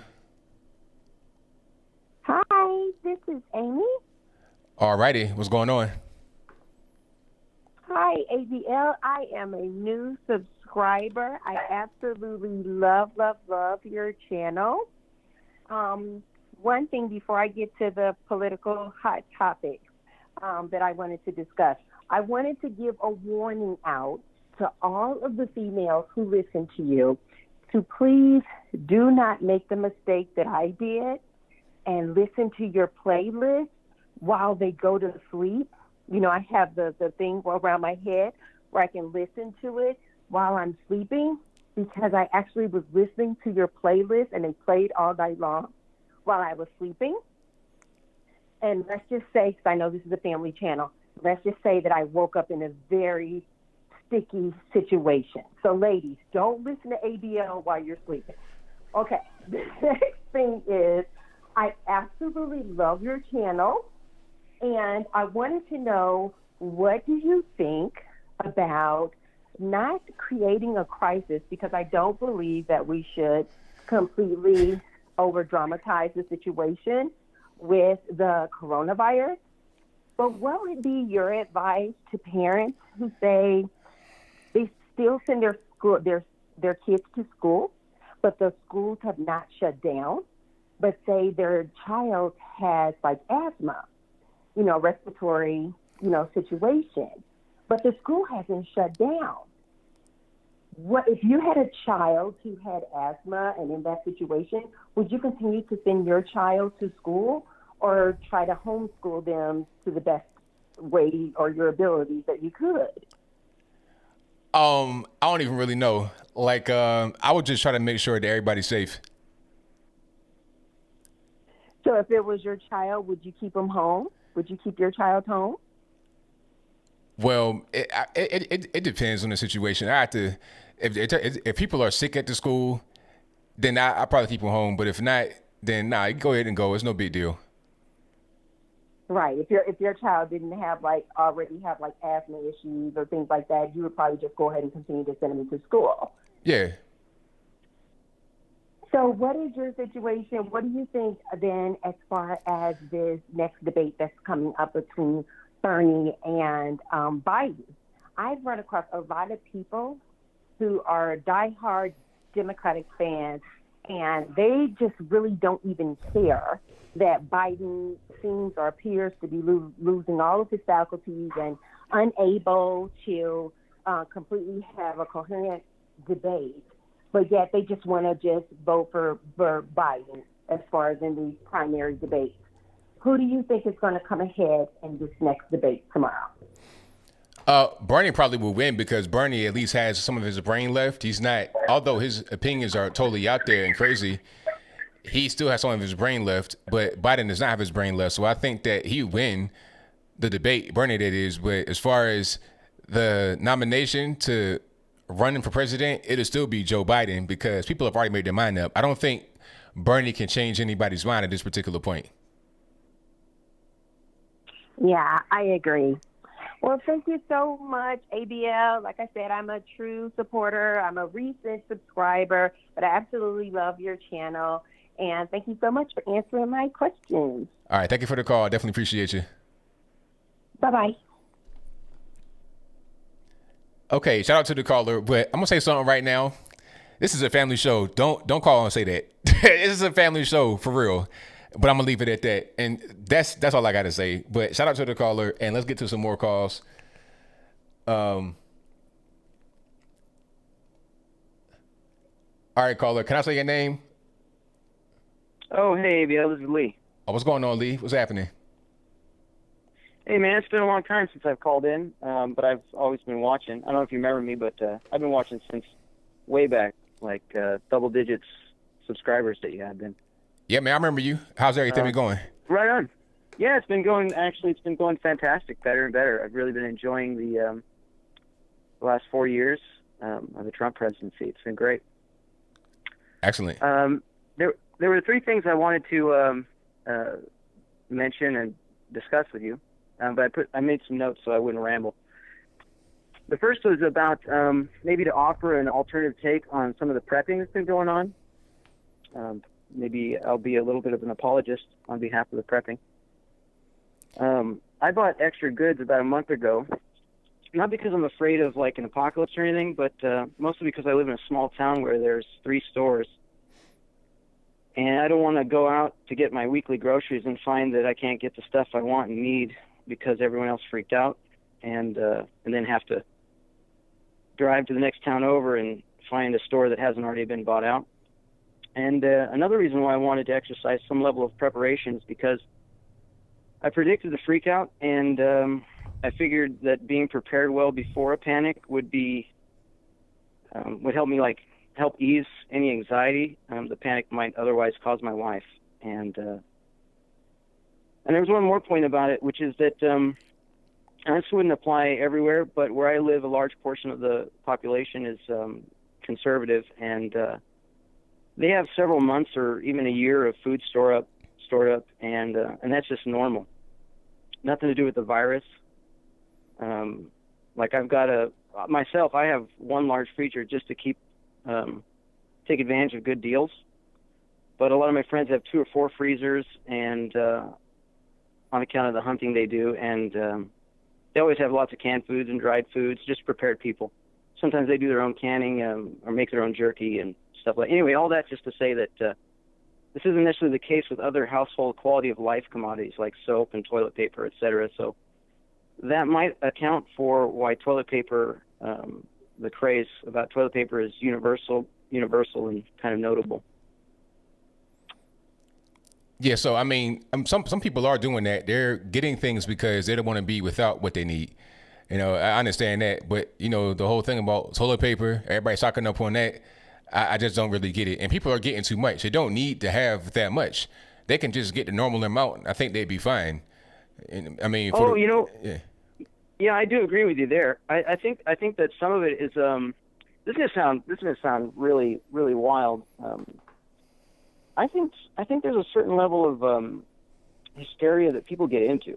Yeah, there is. They kind of get excited about it. You know what I mean? Like gives them something to do, as where otherwise they're bored with their lives, which is sort of a sin in my mind, almost, just because they've got one life and they shouldn't let themselves get bored with it. But anyway, yeah, I think there's also probably a social element where people like to take selfies with like baskets full of toilet paper. Oh, yes, 100%. Like I was saying there earlier, social media is playing a big part of this because people go into their Facebook page and they're seeing people that they know go to the store, get toilet paper and stock up on that. And then they're hearing things talking about, oh, there won't be any more toilet paper for like a month. And they believe it. They don't even really check any kind of sources. So then they go out to the store and do the same thing that everybody else is doing.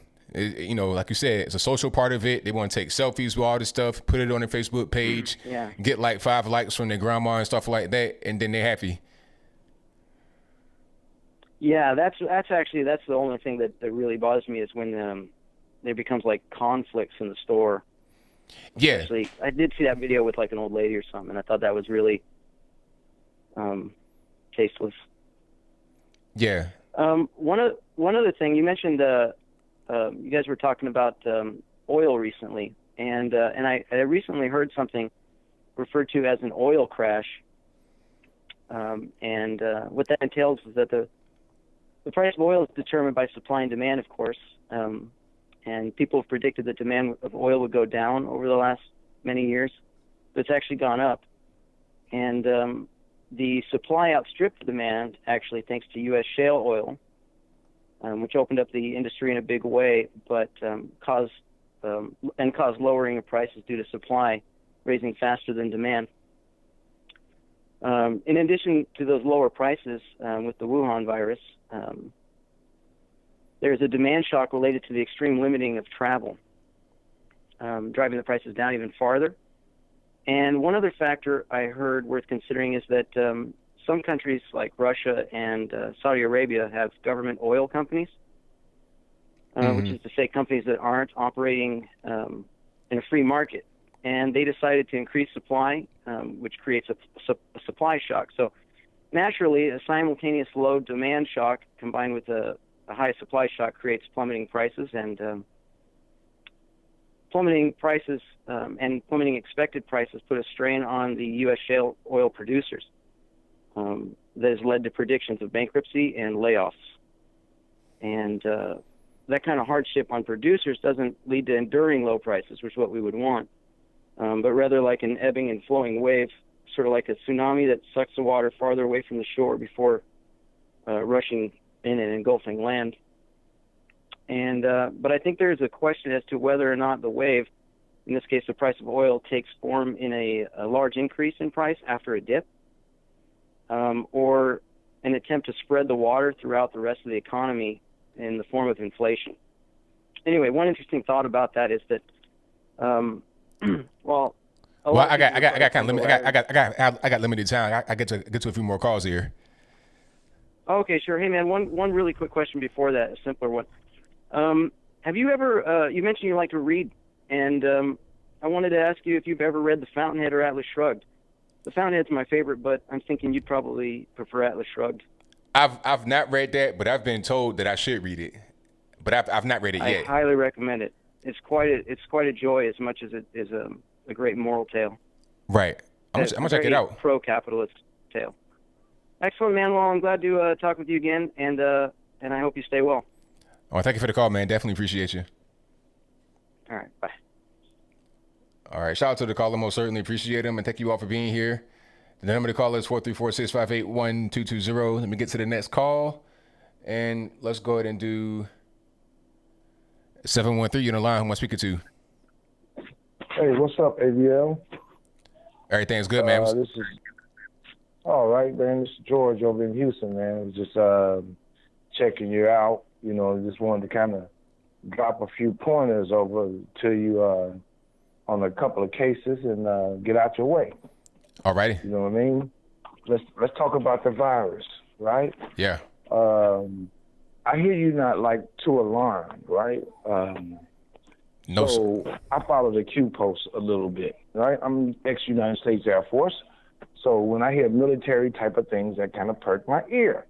So, of course, almost a year ago, I started preparing. I bought rice, beans, you know, all kinds of stuff, right? So toilet paper, you know, water. So I don't have to, you know, rush to the store and do any of those things because I paid attention. I'm in Houston. Hey, you telling people you think there's going to be a restock.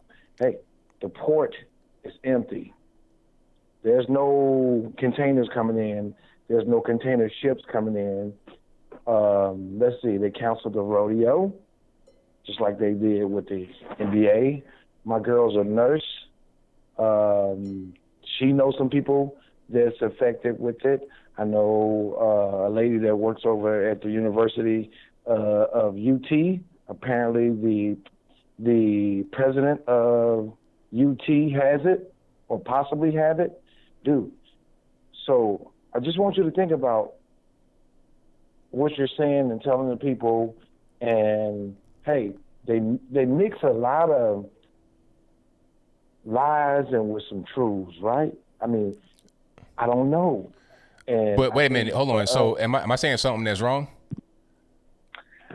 I'm not saying that you're saying anything wrong. Okay. Right? I don't want to say that because, but I don't want you to think that. I mean, I got some touchy feel type of things, some things next to me that I can say, hey, I know they got it. Like here in Houston, it's a Montgomery police officer that went to the rodeo. He's now in critical condition. You know what I'm saying? He's now in critical condition. He has it, right? So now they're trying to backtrack all the people who was at the rodeo, the whole 9 yards. So, you know, I don't know if it's real or if it's not real. I just think that a little precaution on all of our behalves. Like myself, man, I got a hand crank solar radio just in case. But I can't see okay, you no more. but let me ask you this though. It's like, okay, if there's no more restocking, if there's no more food that comes in, what's gonna be more important than toilet paper? We're talking about like non-perishable items like canned beans and stuff like that, or toilet paper. What's gonna be more important? I mean, I think they both have their own significance. But I understand that. But which is more important? One of the things you're gonna have to is hygiene when you know, and hopefully I have a civil engineering background. You know what I'm hoping? I'm hoping that the civil engineering community stay aboard, because if we end up in a sanitary situation, especially here in Houston, the water is processed here, right? Houston is very flat, so the water is forced to the people through what we call force mains. If we don't have nobody working at the city because they can't go to work, right? I mean, what's the likelihood we get us getting clean water?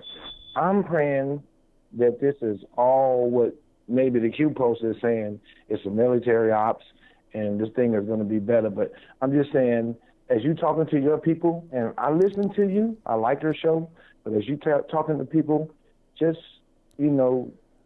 What I'm saying is right. What I'm saying is correct. It's like, okay, people are going to the store and they're buying a ton of toilet paper. I'm not seeing no canned beans. I'm not seeing no rice. I'm not seeing things you actually need to survive. I mean, if you don't have no toilet paper, but you got running water, you can still be hygienic because you can wash yourself. You can clean yourself with water. That's the main thing that you need to have. If you have toilet paper and no running water, you're going to be in a situation that's non-hygienic. You can't just fill your toilet up and never flush it. You can't, and you got to be able to clean it as well. You can't have that in your house. That's a bad situation. So the main thing you need to be getting is the food. If nothing else, food, ammo, stuff like that. Some of the other things aren't as needed as others. That's just what I'm saying. People are buying 1,000 rolls of toilet paper. I just don't understand that. They should be buying more food and water than anything else. If they're talking about trying to be away for a while and they can't really get items that they need. That's all I'm saying. Yeah. I think based on what I'm saying here in the Houston area, and I think I'm saying a concentrated effort to get a little bit of all of that. But they all are essential. They all are important. And then I think what you're dependent on is running water. And what I'm telling you, especially, even me being me coming up as a little boy, I remember when there was no running water, right? So I know the hardship of that. So but what I'm saying, if there's no running water, that may be a big problem. But hey, man, I appreciate you taking my call, man. I want to hear some other people's opinion about it, and I want to get back to just listening to what you're saying. So thank you, man. You're doing a heck of a job. And hey, man, for your listeners, Just stay strong, stay positive, and prep, a little bit. It don't have to be a lot, but, you got to prep some just in case. We never know, right? No doubt, man. Thank you for the call. Definitely appreciate you. Appreciate it. All right. Thank you, man. All right. Shout out to the caller. But yeah, if ain't no running water, then your paper ain't gonna do no good because you can't flush the toilet. You need to be outside trying to find some kind of water to wash yourself with after you use the restroom. But let me get to the next call here. Let's go 206 on the line. Who am I speaking to? Ooh, hey, hold on one second. Let me turn you off and Mario Kart. ABL. Yes, sir. Crack-a-lacking young blood lady killer, man. What's up? Nah, I don't know nothing about that, man. I don't know nothing about that. I think she got you, man. I think she got you. This is Doug E. up in Seattle, man. I wanted to call in because a lot has happened since the last time I called in. And what I was saying about COVID was, there's updates. I said I think it was going to hurt the economy, but that it wasn't really going to get here, which is still kind of true. But I've learned a lot more. Basically, old people should be quarantining, man. It's like Hep A, where the kindergarten breaks out, and they know because all the parents and the teachers get sick, but the kids are fine. And right. So, I said it wasn't going to get here, but, in the same way what we were seeing leak out with 34-year-old doctors dying and, people falling on their face and that kind of thing, still not, basically the possibility by China's own numbers that 34-year-old doctor would die from COVID is 0.04 of 1%. So might have been something else on that one, just so you know. But basically, and if I talk, I don't want anybody to think I'm being insensitive. I lost 2 great-grandparents in the Spanish flu. Last grandparent died when I was like 14, so I feel bad for the kids that are some of them going to grow up without grandparents too early. So that's rough, and I don't want to make light of it. But basically, it goes, case, cluster. And the problem is that the hospitals didn't do the risk assessments correctly, obviously, because Russia, Germany, Japan have like 4 times as many beds. And the hospital gets overwhelmed with old people when it first breaks out because the R naught's so high, right? And they don't have enough respirators. That's really the issue. And so in Italy, they're having to prioritize older people. You know what I mean? Younger people over older people, and they shouldn't be in that position in the first place. You said you didn't understand the financial aspect, but a lot of unfunded liabilities aren't going to have to be paid out. So all you have to do is follow the money. I'm all for, quarantine because I'm in the same boat as your last caller. I saw the economic collapse 9 months ago. Remember, the first thing I said to you was, you shouldn't be bragging about that economy, right? Mm-hmm. So, basically I already knew 9 months ago, all my stuff I got on sale, and because I was expecting it. I wasn't expecting, obviously, COVID. But, that's the thing, going to the Costco when there's hundreds of people there is the worst place to be when you're trying to keep your, keep respiratory, health. But it's not like Spanish flu. Spanish flu attacked young people. And so, it is like the flu in the symptoms, but then strep throat, like can't breathe, like through a straw. So people should be getting some kind of medication in case you're younger and you just get sick. You don't want to have to go to the hospital. But what happens is everybody has to go, at once. So that's really the bad thing about that. Bottom line, if you can't breathe, you have to go to the hospital, man. Jim Henson died at 53 from pneumonia, and that was a huge loss. He thought he could sleep it off. So everybody is kung flu fighting. The TP's fast as lightning, my friend. But just a prepper tip: if the National Guard goes door to door, and that's what the national emergency means, and you have a 10-year supply of toilet paper, that's undeniably right, man, for the Baker Act to put you on a psychiatric hold. And none of those National Guard kids are going to disagree, right?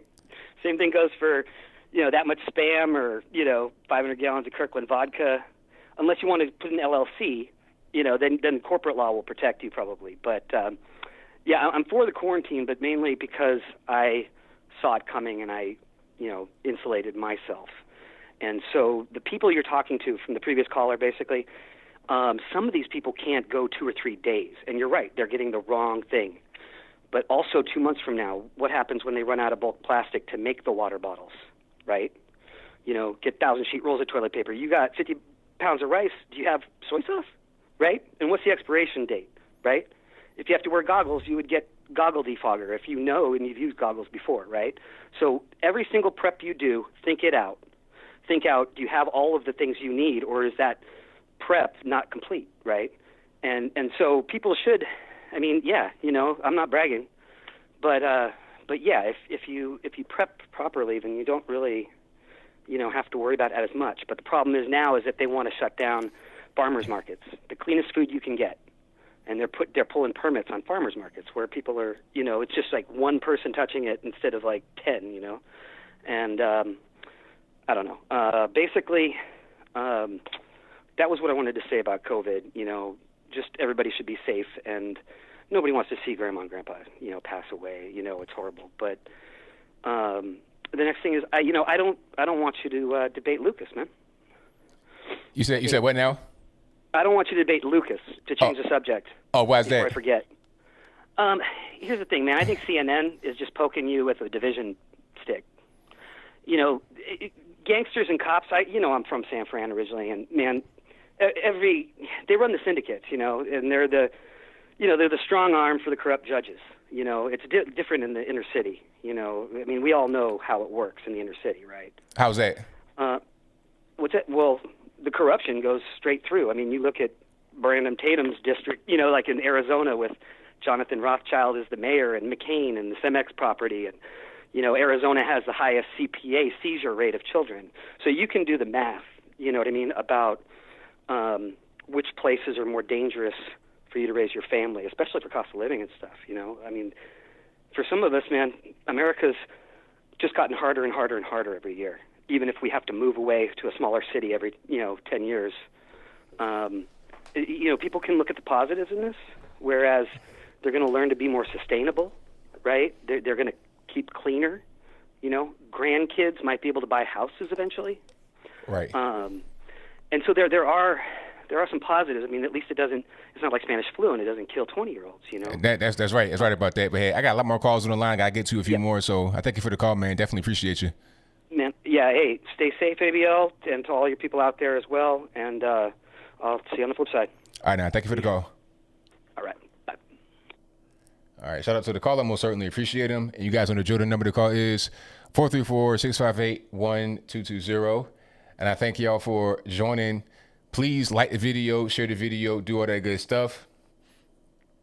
Let's go. All right, call you on the line, 857. Who am I speaking to?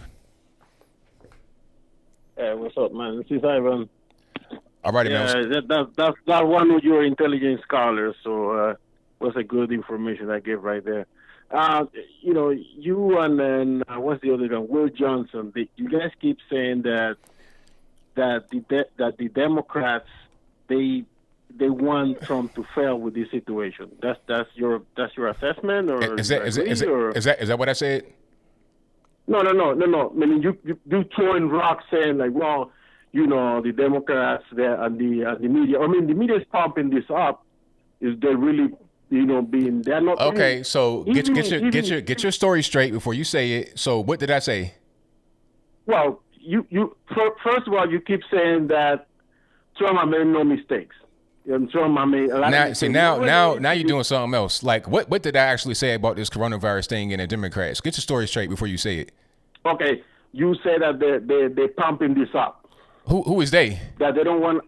You say that they. I said no. Listen, sir. Listen to me. I said who is they? Who are you referring to when you say they? They are Nancy Pelosi, Chuck Schumer, and I never said that. That's what you said. Now you forgot, but that's fine. That's fine. So don't make up lies. Tell the truth. What I said, sir. What I said was the media. They're pumping it up, trying to get ratings and trying to get money. They don't even care if they collapse whole industries to do it. That's what the problem is the media. That's the driving force behind all this. But that's the conservative media did it to Obama in with the H1N1, and I did it with Ebola. I mean, you gotta see. So now is the opportunity for they did what? What did they do? I mean, what they didn't do? They attacked him. They're attacking his administration. They said they were a bunch of morons. Sean Hannity, Rush Limbaugh. What is the other one? Glenn Beck. What's the other one? The one that got fired. I can't remember. All those guys, they have high audience in prime time. They were attacking Obama. Because CNN doesn't have that much of a audience as much as Fox News. You know, they want the largest audience is Sean Hannity. Oh yeah, well Fox is the biggest network, cable news network. Well, the biggest network. However, I'm not done talking. Fox is the most popular cable news network, but there's only one conservative station compared to CNN, CBS, ABC, NBC, all the other stations, all the cable news and all the broadcast news, they're all liberal. So you have one shining star among a sea of nothing but leftist stuff. So the leftist stuff dominates all media because they have the most people when you combine them versus Fox News just being one station by itself. Well, but this thing started in 2000. Actually, it started in 2001 because before we didn't have shows. It was just news. In 2000, in 2000 when Bush was elected, Sean Hannity, he was one of the lovers of. Rush Limbaugh always been around, but it wasn't like it is now. Every one of them has a show. Don Lemon has a show. What is the other one? Chris Matthews has a show. All of them have a show. Before Chris Matthews only has, it was just like reporting the news. Now they have a show about the news, and it's not even news. It's just their opinion. So who is Barbara Walters, Mike Wallace? You never heard these people before? Those guys came later. Barbara Walters. There wasn't no news. But there was no show. Mike Wallace. You could check. There was no show. Now there's no type of shows. What is 60 Minutes? Huh? What is 60 Minutes? When did that start coming? When did that come out? But that 60 Minutes was more about information. It wasn't so much of a show of, like, for example, Sean Hannity is a show, and then you have Don Lemon is a show of whatever they want to talk about. And now so why was 60 Minutes? Why was 60 Minutes a show about information, but Sean Hannity is not? What's the difference? Well, it's not. Sean Hannity is an entertainment. Sir, listen to what I'm saying. What is the difference between 60 Minutes and Sean Hannity? What's the difference? Well, in 60 Minutes we talk about the facts. Sean Hannity talk about entertainment. And so will Sean Hannity. So will Sean Hannity. But they'll put their own little spin on it. Of course, they'll ask questions and then they'll say things in a certain leading way. That's what they do. This is TV we're talking about. It's not. If you really want to get some better information, you read your news more than watch it on television. Well, you gotta understand, right? How many American people listen to the people from the CDC right now? How many do you think Americans are listening to them? I don't know. What would be the percentage that people listen more to Sean Hannity or listen to CNN telling them how horrible Trump is being handled this situation? You think it's larger or it's lower than listen to CDC? I don't know. No, I'm pretty sure it's lower. I mean, CDC, like, wait a minute. Is there a CDC channel on TV I can watch? Yeah, but no. But you could go to the website. So when you say listen, what are you talking about? You said listen. Well, listen to the experts from the CDC. They'd rather listen to entertainers because did they have a show on TV I can watch? They don't have a show, but you could go through. You could go to C-SPAN.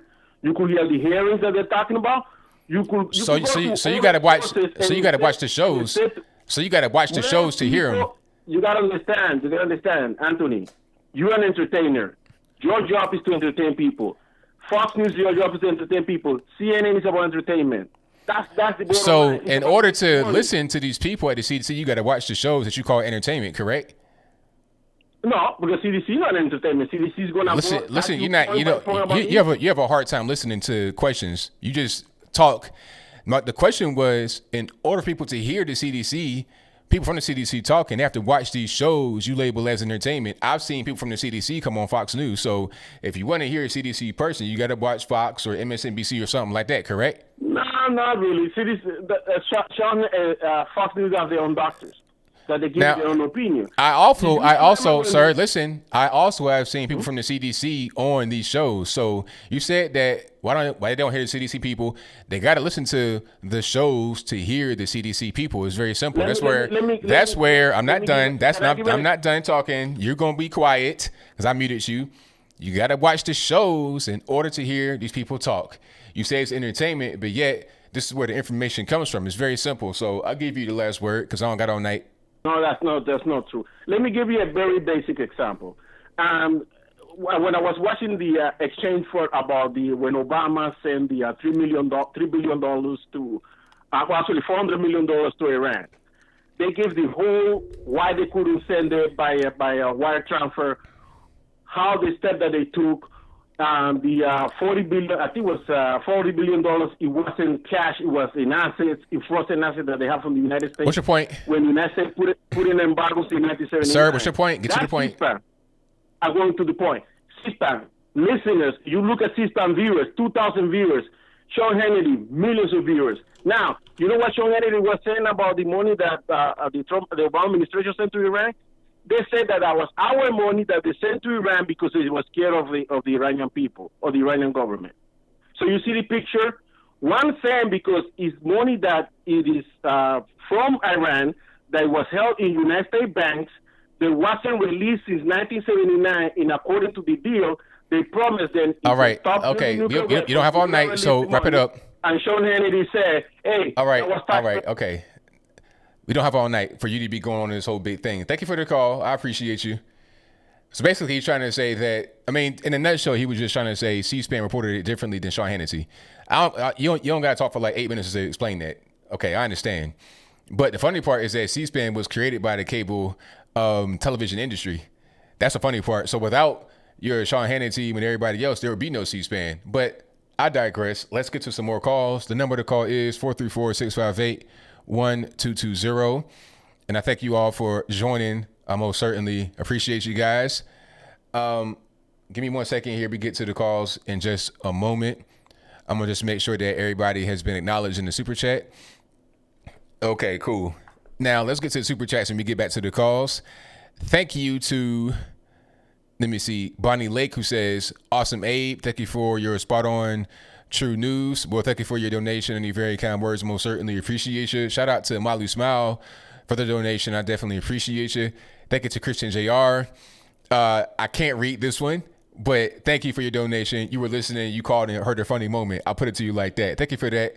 I most certainly appreciate you. Thank you to Amelia's grandma spreading rat awareness, who says, I challenge my patriots to match or exceed this pledge to help support ABL. Heart emoji. Thank you for your donation. I most certainly appreciate you. Thank you to Don Love, who says, our schools are closed, delivering food every morning for the kids via school bus at each bus stop. West Virginia is still corona free though, Lone State. Oh, I heard about that. Yeah, I got family up there and everybody's talking about it. And they were saying that remember the whole water thing that happened a few years back? They were saying that's why we corona free up there. But thank you for your donation. I most certainly appreciate you. And shout out to Edward Wallace, who says, love ABL, vote for John James. Thank you for your donation. I most certainly appreciate you. And shout out to John James up there in Michigan, I'm not mistaken. All right, let's get to some more calls. 301, you're on the line. Who am I speaking to? Yeah, you're speaking to Benjamin Bussy. All right, I got a little bit of feedback in the background, boss. Turn speakers on for me. Okay, yeah, I did. I just did. I'm surprised I called. I got through so soon. Yeah, man, I just wanted to say, looking at this whole thing on both, up or down, that there's going to be death. There's going to be death. There's going to be people dying, whichever way it goes. And why I say that is because we don't know how yet. You start to see the run on supermarkets. The American people have been conditioned to begin the destruction of their own abundance. And if it keeps on going, it's like if it keeps on going, more people, even though you have the toilet paper, certain now that are starting to happen, how far is it going to start going down where you're going to begin to have whole supermarkets just wiped out? And it's happening all over America. And then, for me, and this might sound strange to a lot of people, and I'm speaking to the American people as a whole, and maybe not to the world as a whole. We should, from what I see, is the only reason because, like I said, there's going to be deaths on both sides. If this thing descends into chaos, or if all the American people just get industry and everything rolling back again, get everything started, going back to the games, going back to the studios, because going back to this living life, because there's going to be people that's going to get the virus and die on that end too. But and to tell you that if I had to make a choice, I would rather see industry start up again, and people go back to the movies and the jobs and the restaurants and get their jobs back.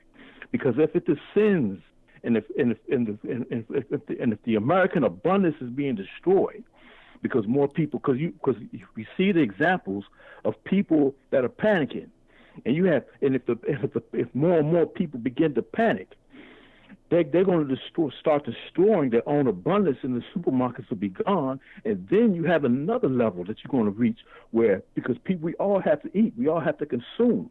And that's when you're going to have a level of crime that's going to be extremely hard to stop, because then you have more and more people living in desperation. And then you take illegal immigrants and you put them into that mix. If we as America, and this is it, I'll just say this and that's it. If we as America don't all wake up at one time and just jump back into this life and living, man, I'll wait for your opinion. Thank you. Thank you for the call, man. Definitely appreciate you. All right. Shout out to the caller. One thing I got to say about the store runs, there's no food shortage. So it doesn't even really matter if they do a store run. The trucks will be able to come in and put food back on the shelves. People are just reacting. The store run is because people are just panicking. That's the only thing that's going on. That's the problem. That is the only problem, is people are panicking and they don't know how to really handle the situation. All right, 214, you're in line with speaker 2. What's up, ABL? What's going on, Tariq? What's happening? Oh, not much, man. Not much. Finally, man, because, shoot, I don't know what's going on with these calls, man. Like, people are just ranting on about apocalypse. And, that Houston caller, man, I don't like when people are so vague, man. Like, get to the point, man. He's just like, I'm an engineer, and you need to be careful. Like, get to the daggone point. But anyways, man, what I really want to talk to you is about this debate coming up with Joe Biden and Bernie Sanders, man. I'm with you and everyone when I say Bernie Sanders is done, man. Like, he's not a fighter. Like, it's so funny watching these progressive commentators, either it be TYT, even Tim Black, how they're so on Bernie's side. But Bernie, he doesn't fight for himself. You know what I'm saying? Like, they interviewed him on Fox News, and they asked, and I think an audience member asked him, hey, what do you think about Joe Biden's, deterring, mental health? He can't form a sentence.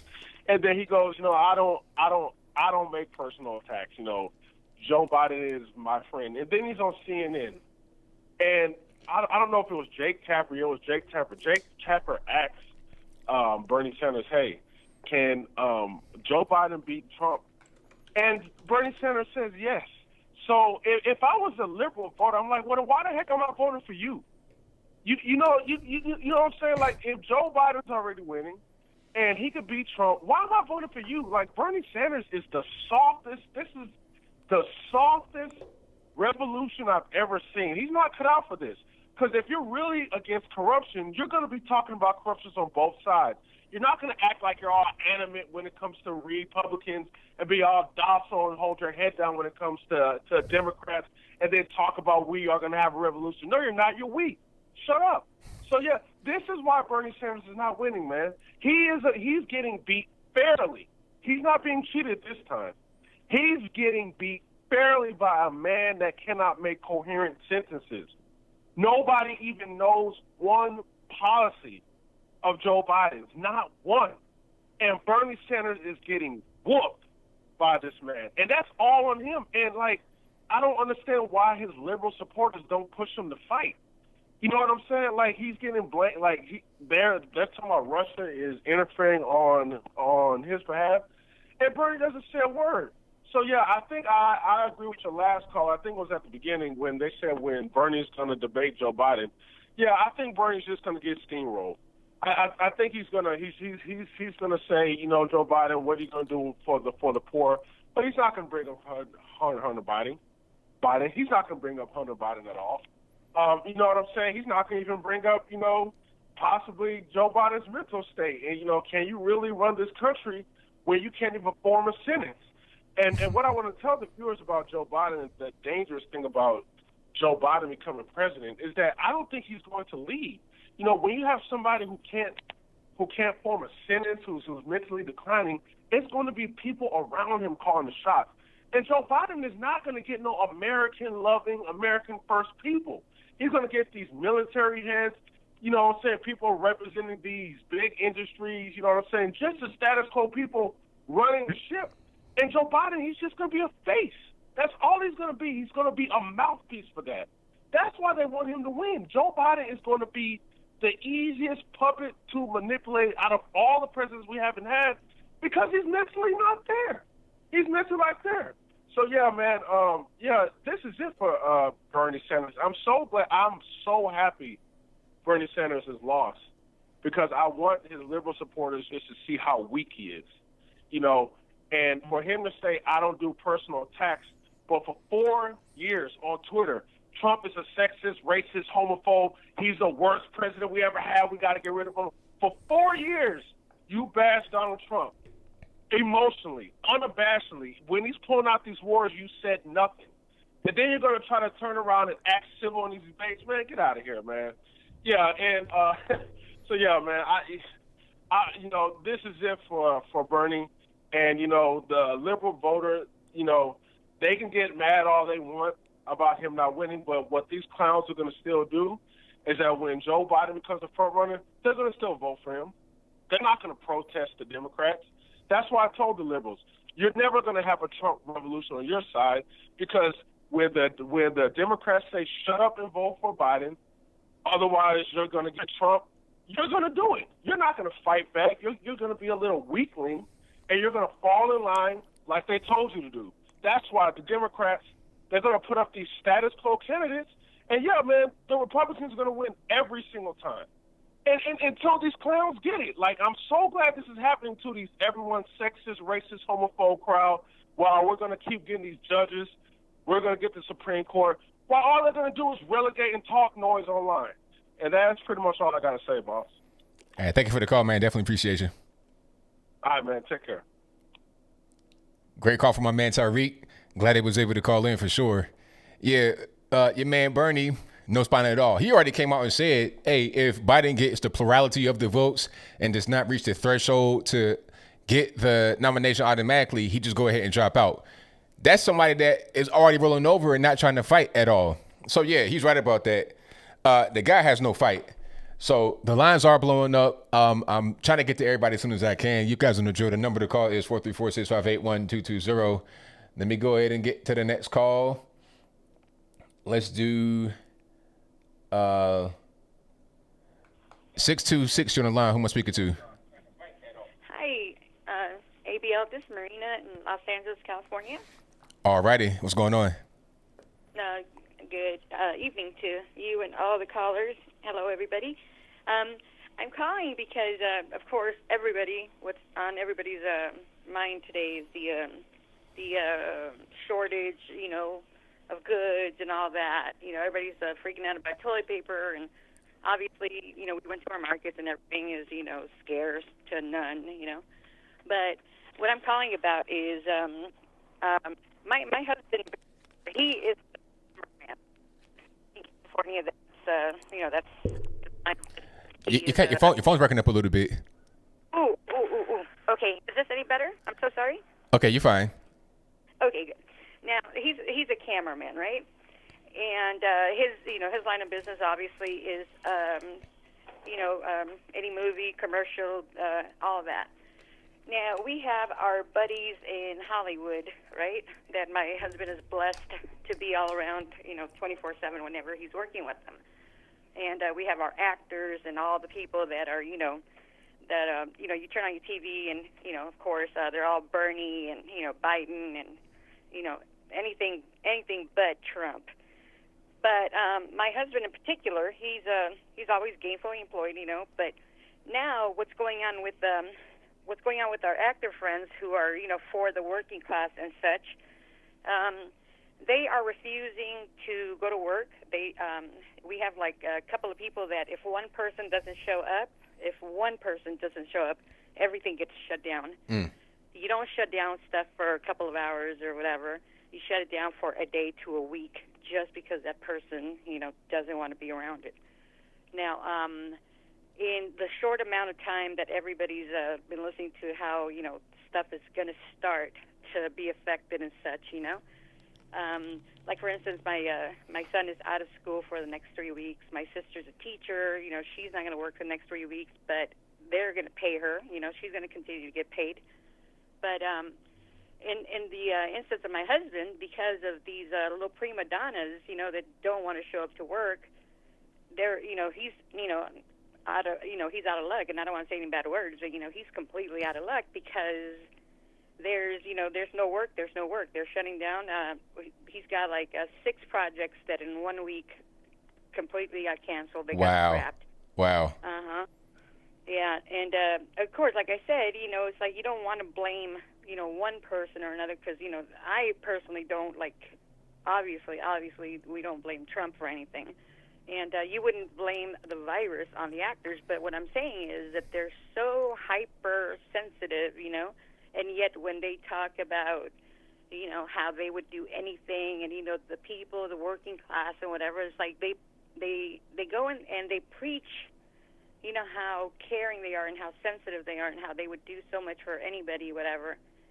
So many people are out. They're out of luck when it comes to, all these projects because, again, they're dead afraid of catching anything, and they sure as heck are not going to take, they're not going to take the chance of catching a cold or anything, even though everybody's like, you guys are healthy, there's, it's elderly, and you guys, these people that are calling in, that refuse to work, they're not elderly, they don't have any conditions, that there's nothing wrong with them.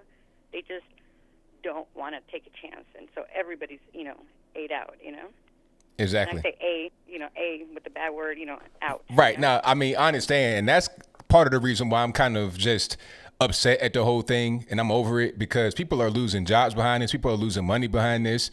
And it's like, what are we to do in the meantime? Some people are being helped by their employers. They're being compensated for the time that they're not working. But not everybody's the same way. People have jobs where they got to be there to work. And I understand that. I've been self-employed since I've been 20, 21. And I know that if I don't work, I'm not going to eat at all. I don't have the luxury of being able to be helped by somebody that says, okay, you're not working, here's some money. People don't always have that. Freelance, you're freelancing your career, yeah. Yes, that's right. That's the thing. My husband had a chance to go freelance, but since he got married and he had children, and, he has his wife, and, I don't work. I got sick, delivering I went to deliver my son, my 10-year-old, and I went to double cardiac arrest, and I developed complications from that. Couldn't work, so he doesn't have the luxury to go and be a freelancer like other, cameramen or whatever, because they can make 20 times the money. But he doesn't have the chance to do that because he depends on the medical insurance. He depends on the benefits for his family, and he doesn't, he needs to count on the check, regular check. But yeah, these people, I mean, maybe you hear them and they're like, for the working class and, government and blah, blah, blah. And, and it's like, okay, well, this has nothing to do with the government. Everybody in my husband's line of work, the people that are, working with him, I can't talk for everybody, but I'm talking about the people that he's, affected by. It's like these are big names. Obviously, I'm not going to go telling anybody any names, but these are big names, and these are the same people that are like, oh my goodness. And I'm doing a terrible impression of them because I don't want to, act, do a voice or whatever. No, I understand. But they're hurting for the poor working class, and oh my goodness, what they wouldn't do, and what they want to fundraise, and they want to do whatever they want to do, arms around whatever, and all these baloney fundraisers. But it's like, dude, all you got to do is not be a prima donna, go to work. Don't all these people depend on ultimately you, because you're the one that that they're all here to point and shoot. You're the one that all the cameras are pointing at. That's right. It's like, you died, you wanted this job, this is everything that you ever dreamed of, and now you're directly affecting hundreds of people. And they're way too inside of themselves. They're way too beyond thinking of anything, because it's all about them, and Lord forbid they catch a cold. Got you. Absolutely. It's you know what I mean? And it's like, the next time you guys see all these people, oh, my heart goes out to all the poor, it's like all the poor employees, and because I'm so sick. Oh my God, I am so sick. I'm finally getting to the point where I almost started snapping on my best friends from elementary school, because all they do, I go on my Facebook, and all they do is just bash Trump. Everything. Right. I hear you. I mean, I'm right there with you. A lot of people are just doing these things, and it gets to the point where it's like, enough is enough. Let's move forward and do things right. We got kids, and they got lives to live. But hey, I got a lot of calls online, so I got to get to a few more. I thank you for your call. Yeah. I definitely appreciate you. Got it, yeah. Absolutely, ABL. Okay, well, have a wonderful night, and everybody, God bless you guys.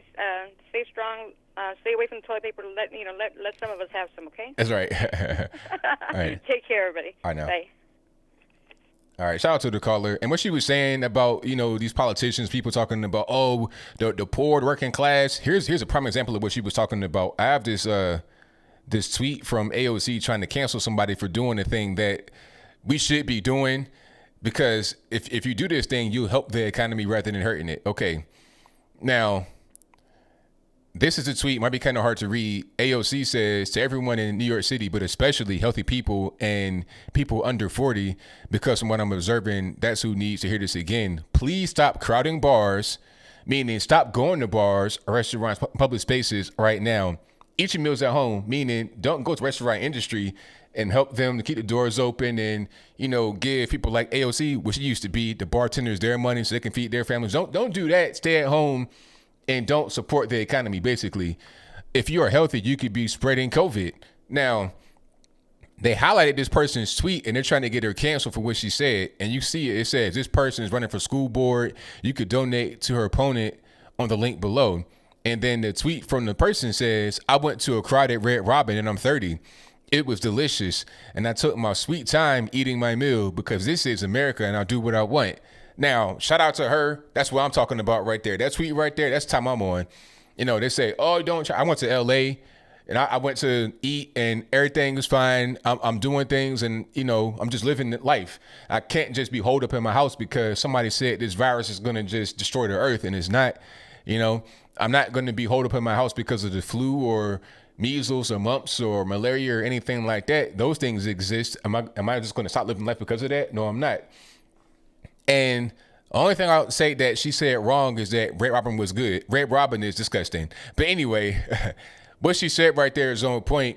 And you got to do stuff like that in order to keep the economy going. If you're staying home, you're not going to restaurants that you would normally go to, you're not, what AOC said, patroning businesses, whatever that means, then the economy dips down. People are losing their shirt behind it. And all for what? Because of some random virus that is not even really that bad. But let me get to the next call. And the number to call is 434-658-1220.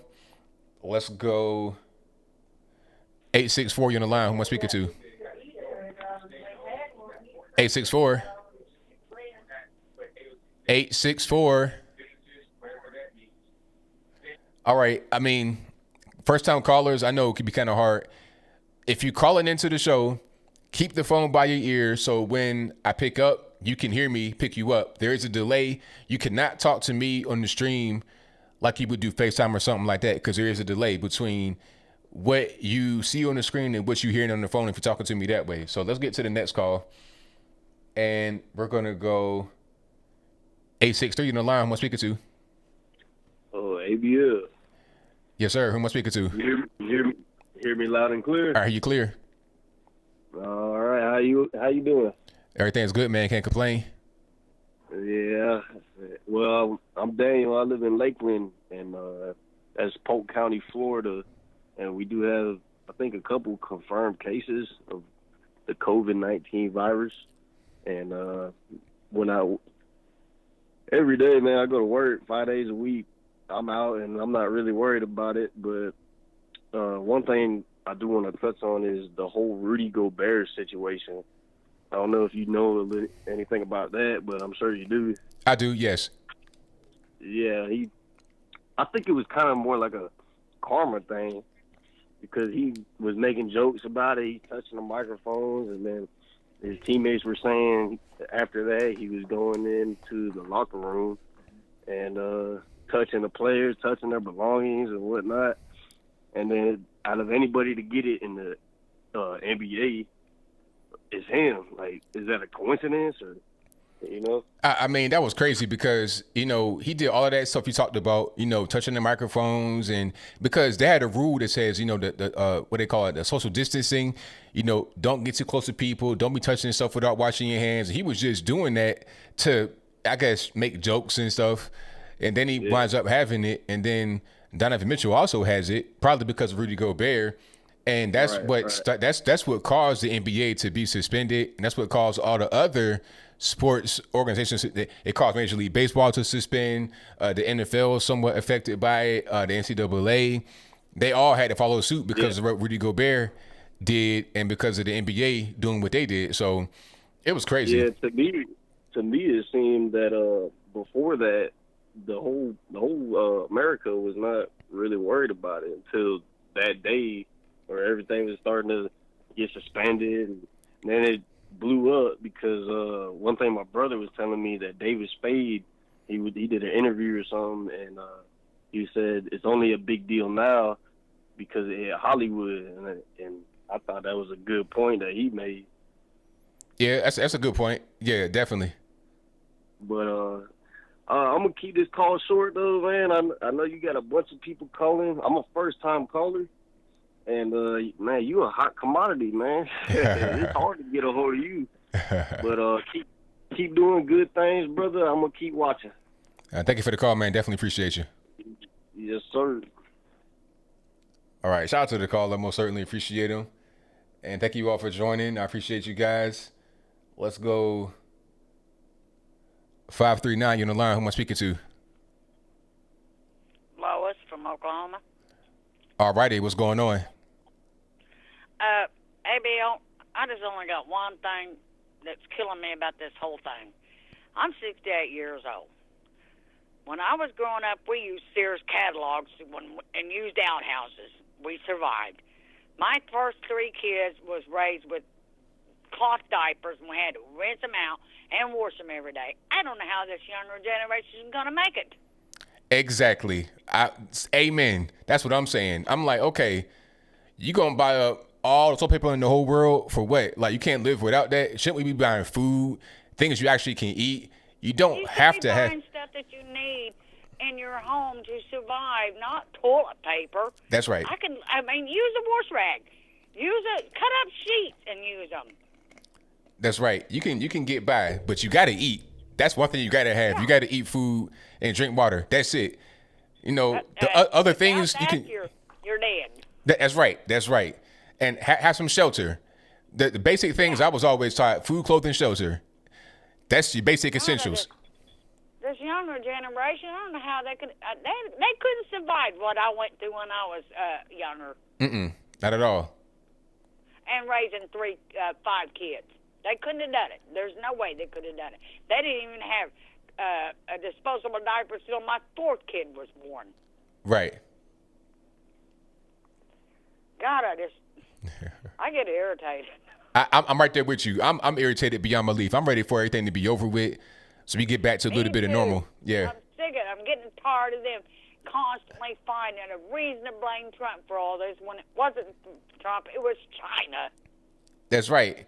I mean, Trump didn't release a virus. He didn't eat bats and rats and cats. They did that over in China and created the whole situation. They even ate dogs. Dogs too, yep. I look at my little doggy, my little Jack Russell, and Oh my God, I ain't gonna let that dog go China. Anyway, that's all I want to say. I just don't know how this younger even the people that's in your age, you don't know what we went through when I was a kid. Yeah, I mean, I can imagine. You know, I got family from West Virginia, and they tell me stories about, you know, like extreme poverty. Like, people talk about they poor today. People ain't seen poor. You got everything at your fingertips. They have not seen poor. I seen it. I heard about it. It's people, I don't know, they take what they have today for granted, and then they abuse it at the same time. It's crazy. They don't want to appreciate anything they've got right now. Right. I don't even like using this stupid phone. We didn't have phones back then. So, anyway. All right, ABL. I love your show. All right. Thank you for the call. Definitely appreciate you. All right. All right. Bye. All right. Shout out to the caller. That's what I'm saying. That's what I was saying. It's like, toilet paper, really? I mean, if you got water, you just wash yourself. Just wash yourself. I mean, that's it. You can just, I just don't understand the run on toilet paper. I don't really get that part. It was the same thing going on with the riots in Baltimore. They were looting toilet paper. I'm like, for what? Why? So shout out to everybody that is called in, and shout out to all the super chatters. Thank you to my man Charles Hunter Jr., who says, hope my explanation was clear about the gas tax earlier. Keep rocking ABL. We all love ABL. You're the man. Hey, thank you for that, man. Definitely appreciate you. And shout out to Jessica Doman, who says Anthony is a star. Well, I thank you for your very kind words and your donation. I most certainly appreciate you. Thank you to Ramu Entertainment, who says, bless up ABL. Some callers are stocking up on anti-sticky wipes. I didn't even see that. I was just reading. Stay safe, good people. Grab you some food and ammo. Stay clean. Trump 2020. Thank you for the donation. Most certainly appreciate you. Thank you to Vivian Fire, who says cold showers boost your immune system. 2 minutes a day. That's right. When I take a shower, when it's hot outside, I take cold showers. If it's cold outside, I'll do like a warm shower and rinse with cold, always. And it does help. Thank you for your donation and your 300 IQ words. And shout out to everybody else that's here. I appreciate you guys for joining. Let me get to the next call. And let's do 563 on the line. Who am I speaking to? Hey, Anthony, it's your moderator, Dave Murphy. All righty, man. What's going on? Oh, not much. Glad I was able to make it in. I'm going to make this super short. You got a lot of people coming in. I was calling, and I was hoping I'd follow that lady because I said, you know, that lady reminds me of my Grandma Johnson. I said, that lady is old school, 100% Kurt Russell, Escape from New York type bad, you know, awesome. And it's very true. You know, you and I being Gen X, we don't know what it means to suffer. I mean, our grandparents lived through the Great Depression. These kids these days, my daughter, Christ, I'm glad one of them's in the Army and I'm glad one of them's in the Air Force. I don't have to worry about them. But these other kids, they wouldn't know what to do. So I just wanted to bring this up. I thought you would find this interesting. I think everybody's pretty much said everything they're going to say about every topic. I'm going to point two things out. Charles Barkley has basically come out and said, let's get everybody tested and go back to work. As usual, Charles Barkley is right. Yes, because, I mean, all the fear-mongering, all the panicking, it's just destroying the economy for nothing, over nothing. Let's just get back to work and get the economy back on track. I mean, we don't have a shortage of food. We don't have a shortage of work. Let's get back to normal life. Exactly. And I think Tom Hanks, boo-hoo, I don't really care. And that's coming from my mom, by the way, who is a lifelong Democrat, talking JFK old school. She calls me up and she says, Dade. I said, yeah, Mom, what's up? She goes, you know, I don't like President Trump. I'm like, all right, what are you going to rag on him now? She goes, no, I'm just saying, these media guys are peeing me off. And I said, really? I said, you finally figured out that these guys are full of it. And she goes, well, they're making all these idiots online blow stuff out of proportion. I said, well, that's exactly how it's happening. And then she goes on this little tirade. She says, I think I need to disconnect my cable. And I said, you know, we should hook you up with internet and get you started watching Anthony Bryan, Logan, Six, Hex, and Hammer, and a bunch of other stuff. And she goes, who are those guys? I said, people who know what's going on. And she goes, all right, I think I might.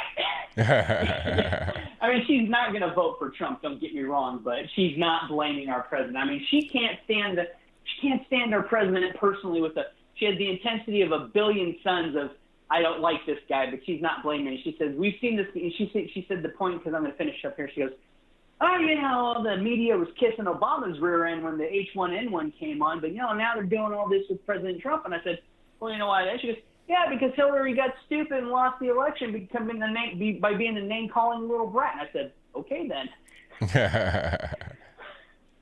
But I'm gonna quote the British government during the World War II, and I'm going to quote Winston Churchill for all you people out there: keep calm and carry on. Panicking does nothing. 100% correct. Everybody have a great night. Everybody have a great night out there. I'll see you in chat. Thank you for having me on, ABL. Thank you for the call, man. Definitely appreciate you. All right, bye. Right on point. Keep calm and carry on. That's what we got to do, because people just putting their whole lives on hold. All the public events getting shut down. People are losing their shirt behind this. Economy is dipping. Stock market, all the gains going away. For what? All for what? That's the question I have to ask. But let's get to the next call, and we're going to go. Hold on one second here. Let me see. Let's see. 716 on the line. Who am I speaking to? Hey, Bill. All righty. Taking my call. No problem. Hey, listen. My wife was talking to a neighbor tonight, and she went to a number of different grocery stores, and the shelves were empty, and she finally got some toilet paper. And some guy was harassing her because she grabbed the last 3 packages of toilet paper. And, she eventually ended up calling the police because this guy was harassing her because he wanted some of her toilet paper that she had, taken. But at any rate, what I really called about was AOC. Not too long ago, just a couple of days ago, she tweeted that people were not patroning, whatever that word is, the Chinese restaurants, right? Mm-hmm. Because of their racism. And now she's telling everybody to stay home and not eat in the restaurants. Correct. I just want to get your take on this. Yeah, I just want to get your take on this. That is a very good point. I didn't even think about that, but you're right. It doesn't make any sense. How can it be, on one hand, a bad thing to not go to a Chinese restaurant, but on the other hand, a good thing? If I do go to the Chinese restaurant and we all go to support it as normal, then that's bad because we're not practicing social distancing and we're not eating at home as AOC declared. But if we do eat at home, then we're racist because we're not going to the Asian thing. I think she pretty much just says anything that comes to her mind or anything that she's told to say. Doesn't really matter if it doesn't match, if it's not congruent with what she has said before, because there are no actual things she has. There's no real ideas she has that make any sense. It's all about what comes from the outside. So, yeah, I think at this point we could pretty much say with a high degree of certainty that AOC is just a puppet for whoever is controlling her behind the scenes. Whoever has the money is giving her the script, and she's just reading from the script. I agree with you there.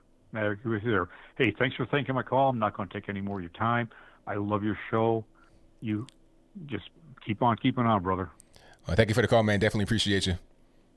All right. Take care. That was a very good point that he made right there. Matter of fact, that was excellent because he's right on point. How are you going to say that it's, like this is the tweet I'm talking about right here.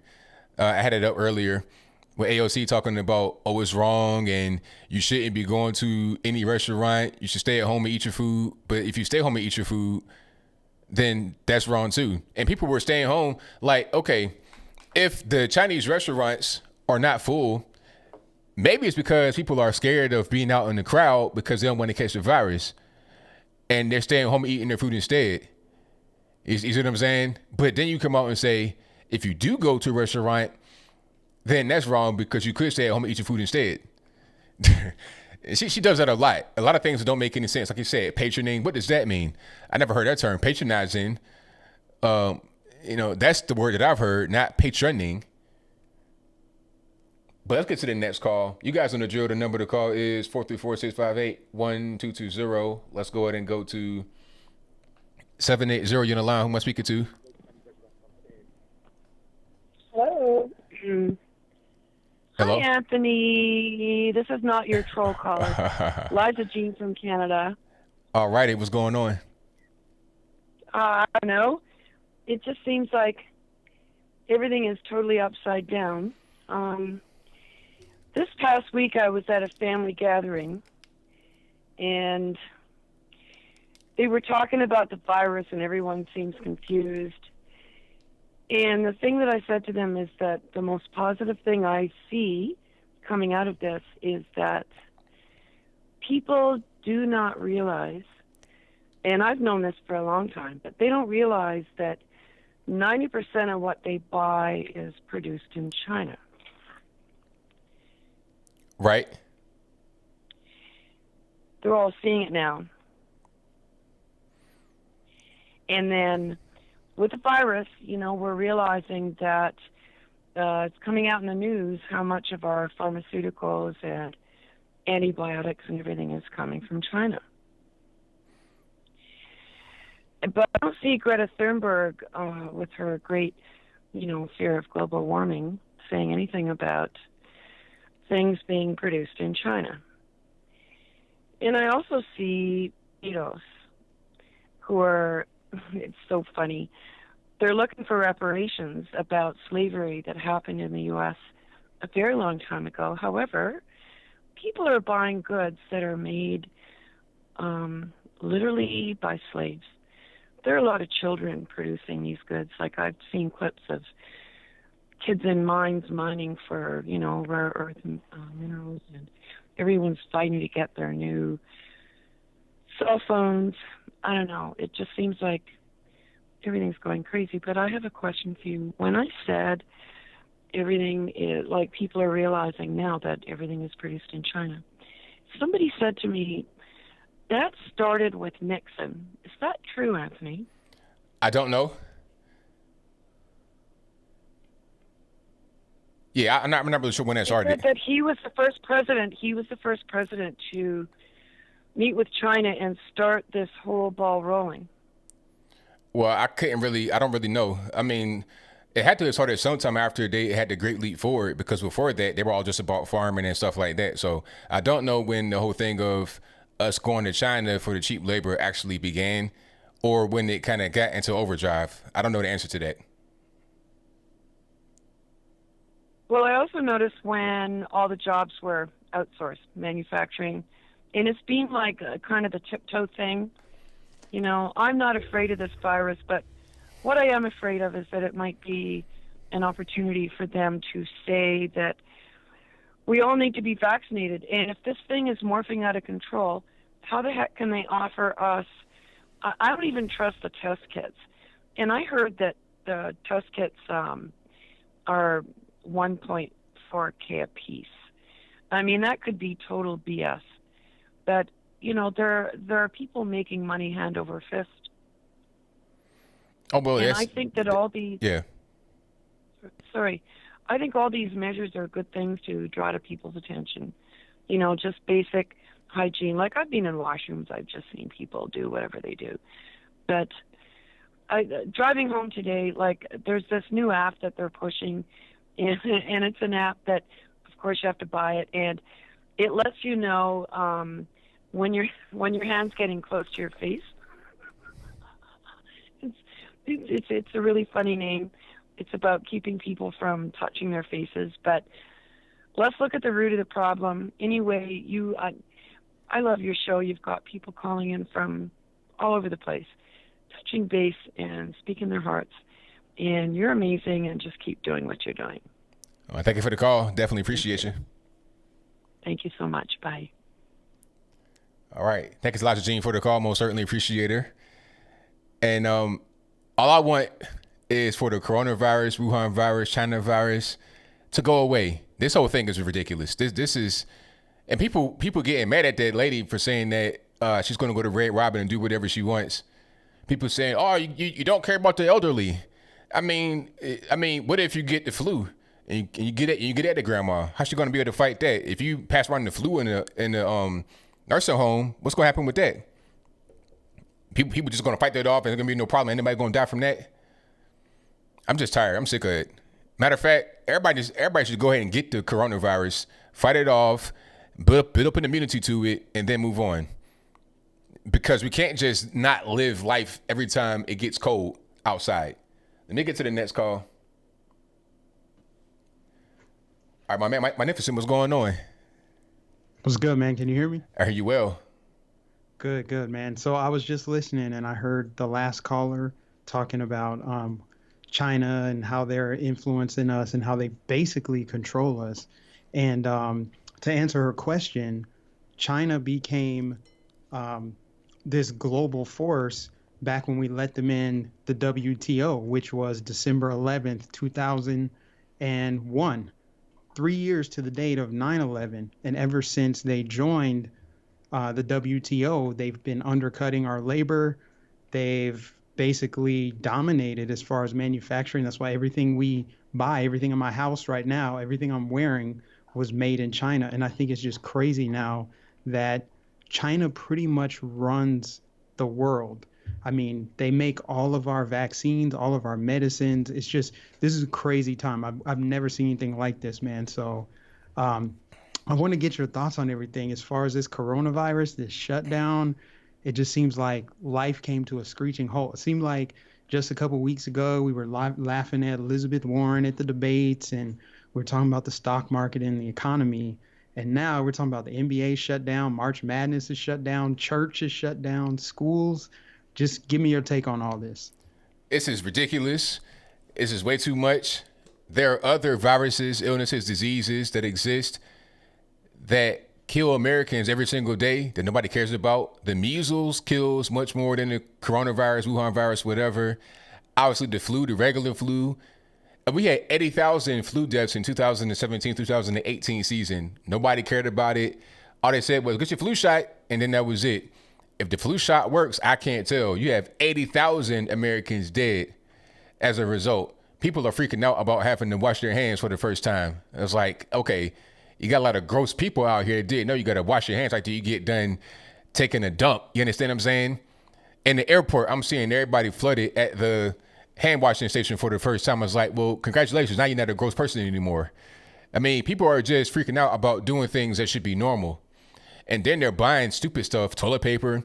I just don't, I think a lot of people just don't understand how to not be gross people or how to really survive without some things they were used to. Like, I don't know. People are just panicking. The media is making it worse because they want to be able to cash in on it. They want to be able to get money from it. I'm tired of it personally. I want to go back to normal, get back to just regular everyday life, where we're not touching elbows to give dap or touching feet to give dap. Handshakes, hugs come back. Regular work come back. And let's have all this hysteria go away. You and me both, man. I can easily see the fear porn that's being pushed by the media. For example, they got everybody whipped up into a frenzy. They've influenced all this panic buying. And then when you see people fighting at Costco, then the media wants to take those videos and, put those online, on YouTube, on Twitter, and then they're collecting ad revenue for it. So it's easily a big cash cow for the media. And it's crazy because the majority of the people that are out here buying up all the toilet paper and hand sanitizer and they're acting like it's the end of the world, those are the same people that probably hate Trump. They probably watch Don Lemon every night. They probably believe the narrative, whatever the narrative is that's being pushed out, they're buying it. They're taking it. They're buying it hook, line, and sinker. But honestly, what really concerns me most about this whole coronavirus thing is not the actual virus itself. It's how we could possibly get our freedoms restricted. Like, I don't know what things are going to look like on the other side of this, but I know that after 9/11, when we were kids, things changed. Travel became a lot tougher. You had to go through a lot more screenings and stuff. So what is it going to look like now? Are we going to have mandatory vaccines? Like, you can't go to this public place unless you've had the vaccine for the coronavirus. Like, it just seems like that we're teetering on some tyranny here, medical tyranny. It's a very slippery slope, and I don't know what it's going to look like on the other side of this. I agree with you. I saw something today. I'm not sure if it's true or false, but something with this whole coronavirus, just panic. A place in Illinois or somewhere was talking about they're trying to restrict ammunition or guns. It was something like that. I can't really remember. and don't nobody quote me on it, but they're trying to restrict some firearm access. So it's like, oh, okay, so we're using this little quote unquote crisis to get other things in there. People would just say, go ahead and do it. It's a time of crisis. I'm afraid. Do whatever you want. So yeah, I think people are going to take advantage of it and using it for nefarious purposes. And that's what happens in times like this. Things kind of get just slid up under the rug, slipped through the cracks without much fanfare, because the primary focus is on the quote unquote crisis itself and not the things that are done during the crisis. Yeah, I mean, this thing is so gargantuan that so many people are cashing in on this. Like when this first broke, I was thinking to myself, who are the beneficiaries of the coronavirus? Obviously, the Democrats. They love this because it distracts everybody away from the momentum that Trump had, the momentum he was building. It brought his rallies to a screeching halt. It's hiding Joe Biden and the fact that he can't get anybody to show up. He can't fill a high school gymnasium, and he's falling all over himself. He's a mess. And you got people trying to cash in with all these different narratives, like AOC out there talking about, well, we should basically have universal health care off of this. You know, they're just trying to advance all their narrative. That's why I think this is their last ditch effort, because everything else failed, right? The Mueller investigation failed. The Ukrainian scandal and impeachment failed. Everything else they've thrown at him has failed. Stormy Daniels. So that's why it feels like this is going to be looming all the way up until the election. I know that sounds like depressing, but it's hard to imagine them letting this go, because this is so big and there's so much they can get accomplished if they get ahead of it and they continue controlling the narrative like they have been. That's just the craziest thing, man. I'm with you, man. 100% agree. Yeah. One other thing before I go. Oh, man. What's up with your boy, Andrew Gillum, man? Andrew Gillum. Man. That's your boy over in Florida, ain't it? Yeah. I watched your video that you made about him earlier, and I don't know if you knew about this, but back in 2018, we were already on privy to this because he had a suspect photo that popped up when he was taking these trips, and he had undercover FBI investigators bribing him for like contracts and stuff, developer contracts in Tallahassee. And he had some pictures, and there was a lot of stuff going on with this guy. So when this surfaced yesterday, I was like, oh man, people are going to be surprised about this, but I already saw this coming. This is crazy. And you know what? This is like karma striking with precision, because he was so anti-Trump. He tried to paint Ron DeSantis as a racist. And when you look at people like him, Ilhan Omar, Jussie Smollett, all these people who are just so anti-Trump and they're very outspoken, everything comes crashing down on them. And I think it's just like the most sweet poetic justice ever. But it's scary that Florida narrowly dodged this bullet. It's not like he got blown out. He lost by a very slim margin. And I hope people understand now more than ever how important it is to participate in your local elections, because I was campaigning for DeSantis hard. I couldn't even imagine. Could you imagine what Andrew Gillum would be doing right now in the state of Florida to prepare for the 2020 election? I'm talking about illegals voting, sanctuary counties, sanctuary cities, all kind of crazy stuff.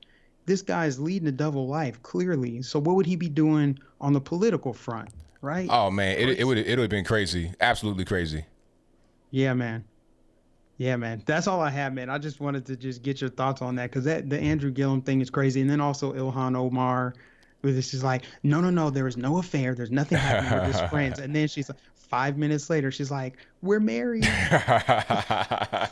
It's just trying to pass it off as legit, man. It's just, who are these people? It just seems like we're living in a dream. It really does, man. Absolutely. Yeah.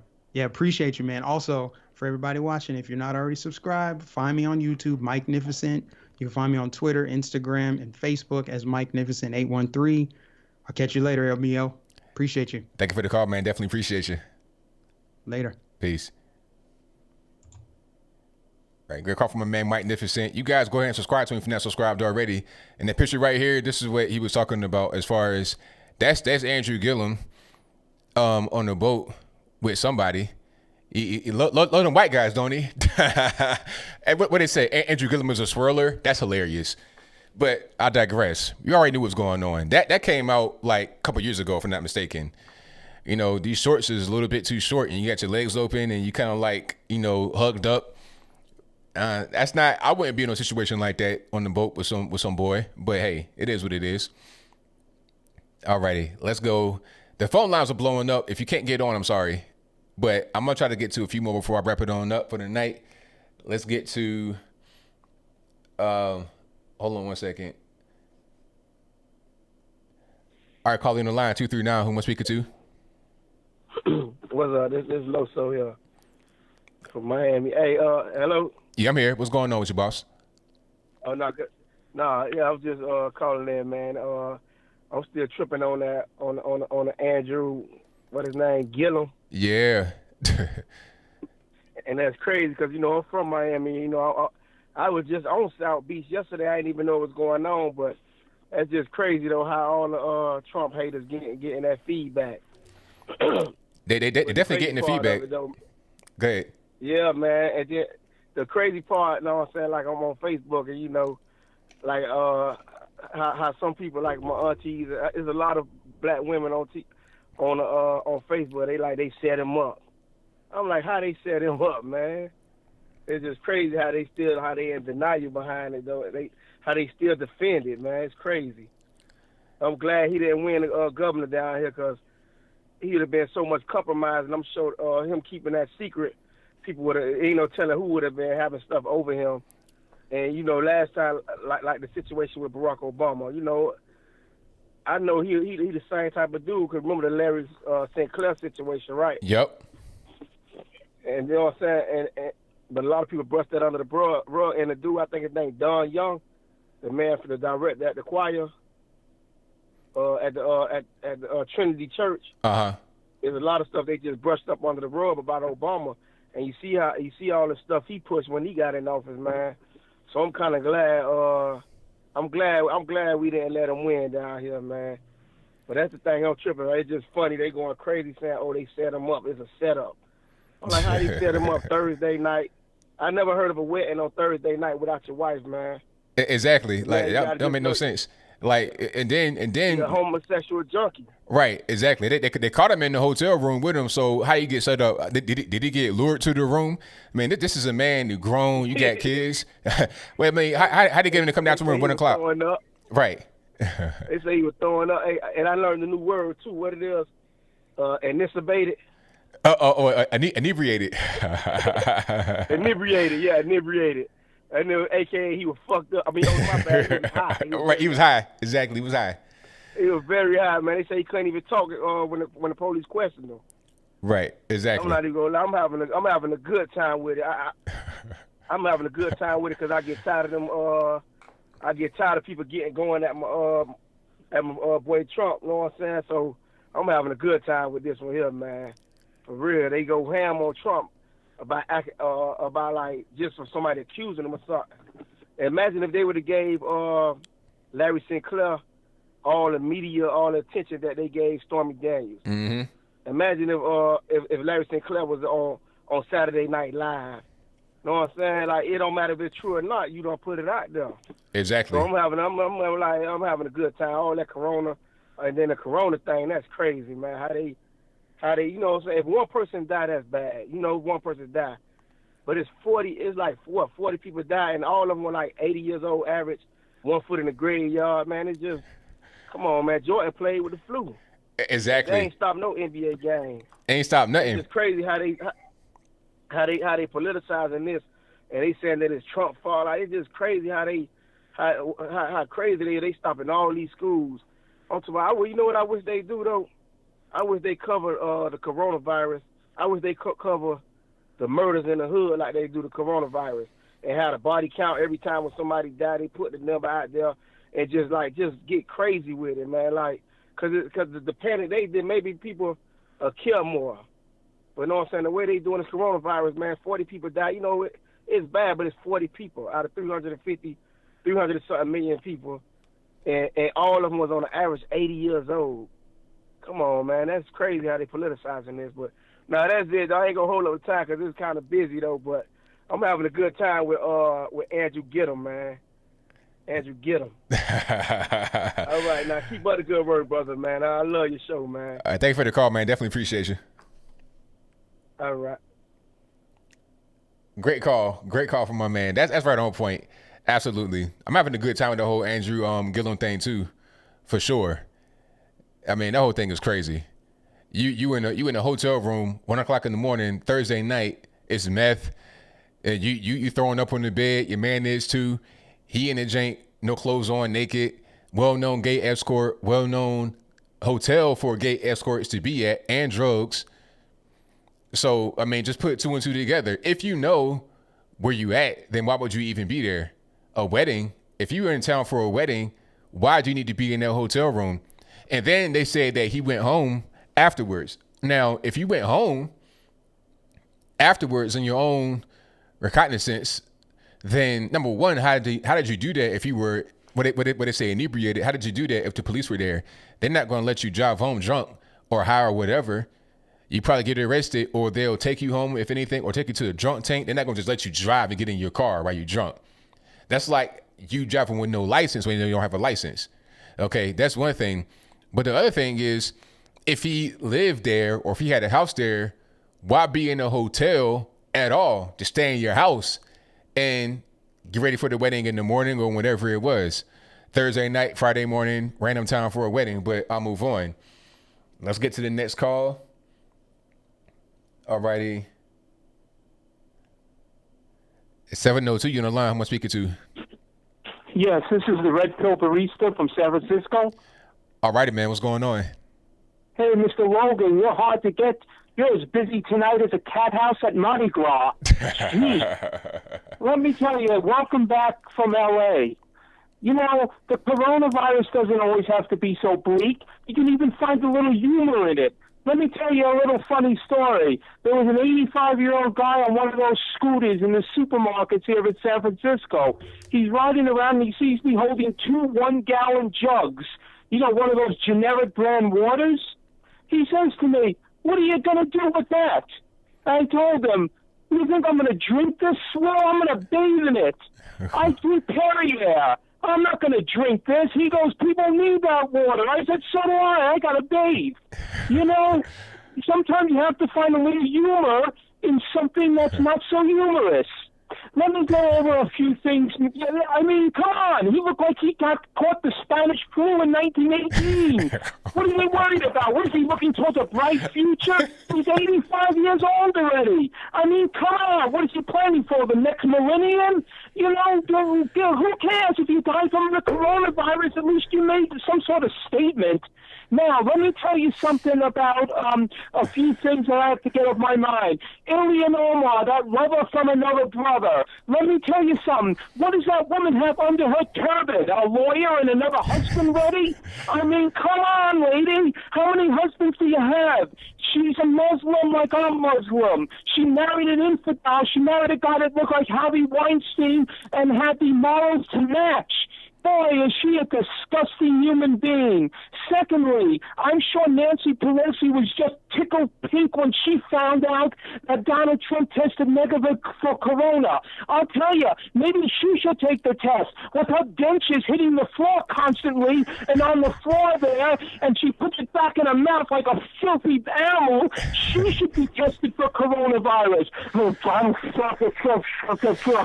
mean, come on, lady. Hey, mushmouth, let me tell you something. You got more diseases crawling around that pie hole than probably half the people in China.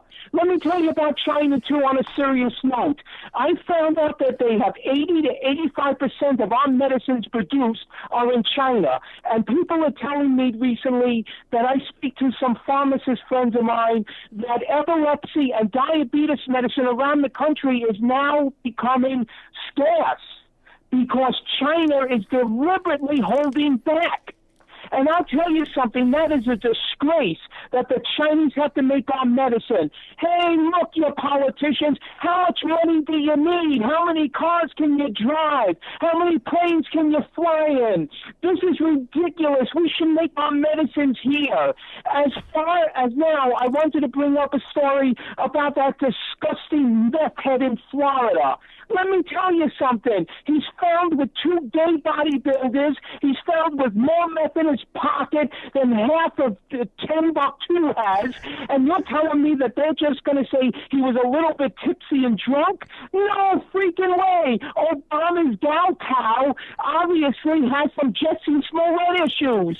Let me tell you something. If he wants to lift some weights, if he wants to do the O2 barbell, if you know what I mean, then let him confess it. Isn't this the LBG, ABCDEFG community? All of a sudden, he should confess that he likes it raw and he likes to have his teeth knocked out by battery acid meth, and let him move on. This is Obama's man that he wanted to become president, if you remember. What's going on here? I don't know. But I'll tell you something, San Francisco is panicking. There's an old lady that was wrestling toilet paper out of another person in San Francisco, some other person. It's disgusting. I went over there. I said, lady, look, I had some sushi. Can you spare a couple of squares? You got 9,000 rolls in that cart. She looks at me and she says to me, you got a smart mouth. I said, that's the first intelligent thing you uttered out of your old mouth all year, lady. Yeah, I have a smart mouth. What do you need 19 rolls for? How many times do you clap? What are you doing with yourself? You know what you do? You do what they do in many countries. You take a rag and you finish the job. You don't need thousands of rolls of toilet paper. As far as Peter Todd heads, which is also known as LeBron James, that squarehead, he looks like Bizarro from Superman. Let me tell you something. He comes out, and again, he's making statements about China. Look, my friend, why don't you take your little boy Brony? And by the way, who names their kid Brony? He's naming it after the My Little Pony fans. That shows you something right there. Well, anyway, him and Brony should go to China and play the Coronavirus Invitational in Wuhan. I'll tell you, after he scores 29 points, he can sneeze and phlegm his way into a hospital. This is disgusting. I am so glad that Donald Trump is tested negative, because if he tested positive, AOC would have the strongest union watch she's had in 50 years. She would be ecstatic. Good for you, Donald Trump. The next thing you need to do is not only close Europe off, not only close the other continents off, but close Mexico off. It's a joke. Mexico wants to close the border with us. Did you hear that, Mr. Logan? I did. Yeah, Mexico wants to close the border with us. That's a laugh. I'll tell you something. If you want to, go ahead. Who needs it? We'll pick our own lettuce. We don't need you. Keep your corona hands out of here. Finally, I want to say one thing about racism. AOC, that retarded bartender from New York, whose eyebrows look like thousands of gnats can live in them, she comes out and she says it's racist if you don't go to a Chinese restaurant. Well, I'll tell you something, AOC. Maybe you should be the first one to dip into the romaine and come up with the sniffles. It's not racist. It's okay to be prudent. It's okay. We're going to get over the virus. This virus has killed 400 people, and it's killed Joe Biden's mind, and it's killed Cuomo's reputation. Besides that, we're okay. Joe Biden, did you hear? I don't know if you discussed this in your show tonight, but his live telescreen was a ridiculous joke. The man walks off in the middle of the telescreen. How Alzheimer's can you get?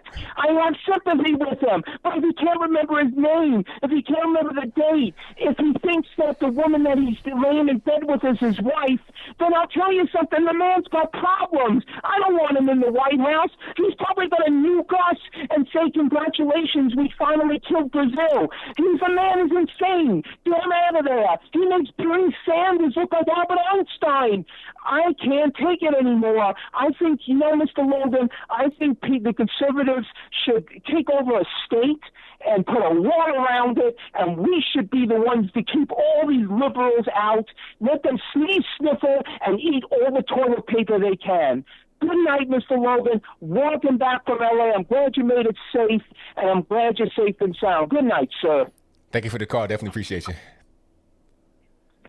Alrighty. My man, Red Pepper Rista, coming from San Francisco. I have to go now. Sorry for anybody that couldn't get on, but I got to go. I got to wrap it up. Today, he said I came from L.A. I did come from L.A. This morning, I was in Los Angeles. I took a flight at about 12:45 Eastern time, about 9:45 LA time. I got to Atlanta at about 5, got through the airport, got to my car that was parked, and I drove about 2 hours to get here where I'm at. And I started the show after I'd been home for about 10 minutes.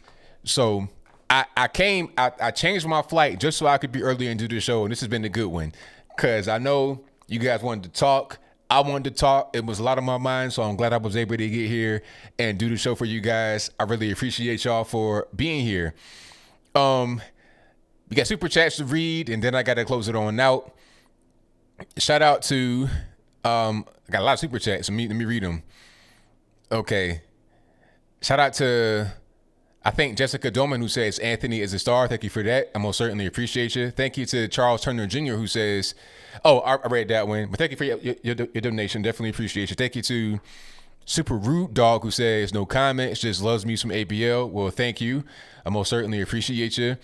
Shout out to Jerry Thanos, who says increase in manufacturing in USA, cannot trust China. Yeah, Donald Trump, don't trust China. China is, the rest. Thank you for your donation. I most certainly appreciate you. Shout out to What's the Matter You, who says, appreciate you, brother. Best of wishes to all. Thank you for your donation. Most certainly appreciate it. Thank you for the good and kind words as well. Thank you to Joyce for your donation. I appreciate you. Thank you to Joyce. Thank you to Super Rude Dog, who says, where's the nation's fear of free and China? Wake up. Thank you for your donation. Shout out to Nippon, who says, hope you can get me on Wednesday. Yeah, I'm with you, man. Thank you for your donation. Thank you to Ring Talk Wrestling News for your donation. I appreciate you. Thank you to Bucala Buffalo, who says, Nixon opened the door for trade with China, but what congressmen sold their position to China to allow them control over pharmaceutical and other goods? I don't even know about that. That's a good question. Thank you for your donation. I appreciate you. Thank you to Super Rude Dog, who says, number 1, China resistance for fair trade. Number 2, uprisings in China. Number 3, America's fear of those uprisings. 4 equals this. Well, hey, there it is. Thank you to JNBD for your donation. I appreciate you. Thank you to Ramu Entertainment, who says, hey, did you hear about Inovio Pharma stock fraud? I've not heard about that, but I'm going to check into it and see what's going on. Alrighty, so that's a wrap for me. Thank y'all for joining. Hopefully you guys are not eating your toilet paper. Hopefully you guys have food. You got water. The power's still on in my house. We're not living in 28 days later, the Division 2, or anything crazy like that. This ain't I Am Legend. We're not in a dystopian future. The world's not collapsed. We've not come to an end. We still got power. We still got water. We still got food. Matter of fact, when I came back for the airport, which worked just fine, I was able to go to the restroom, wash my hands. Everything worked. Hand sanitizer, everything worked. I went to Chick-fil-A on my way back. I got my food in like 2 minutes. Everything worked. Had a nice little lemonade. Everything worked. Came back. Got home. Got on the show. I got coffee. I got tea. I got drinks. I got water. I got whatever. Everything is just fine. People need to stop panicking and just know that life goes on. People died from the coronavirus, but people die every day from everything else. Car accidents, homicide, suicide, all kind of random diseases, rare illnesses. That's just life. Death is part of life. You can't be afraid of a thing just because it sounds scary. You got to be able to live your life still. That's just the reality of the situation. Stop the panicking. Stop the fear mongering. Stop the ridiculousness. Your store will have food. It will have toilet paper. We're not in the food shortage. We're not anything like that. Stop buying up everything and putting it into your little closet in your apartment or in your garage, just letting the rats and the cats get to it. Let it be in the grocery store and buy your stuff as normal. You'll be just fine. All right? How about that? But that's all I got. Thank you to Free Eagle Patriot, who says, keep it real, ABL. Will do, most certainly. And thank you for your donation. But I got to wrap it on up, put a bow on the top. So until next time, y'all be safe. I'm out. And peace. No fear mongering. Stop that right now.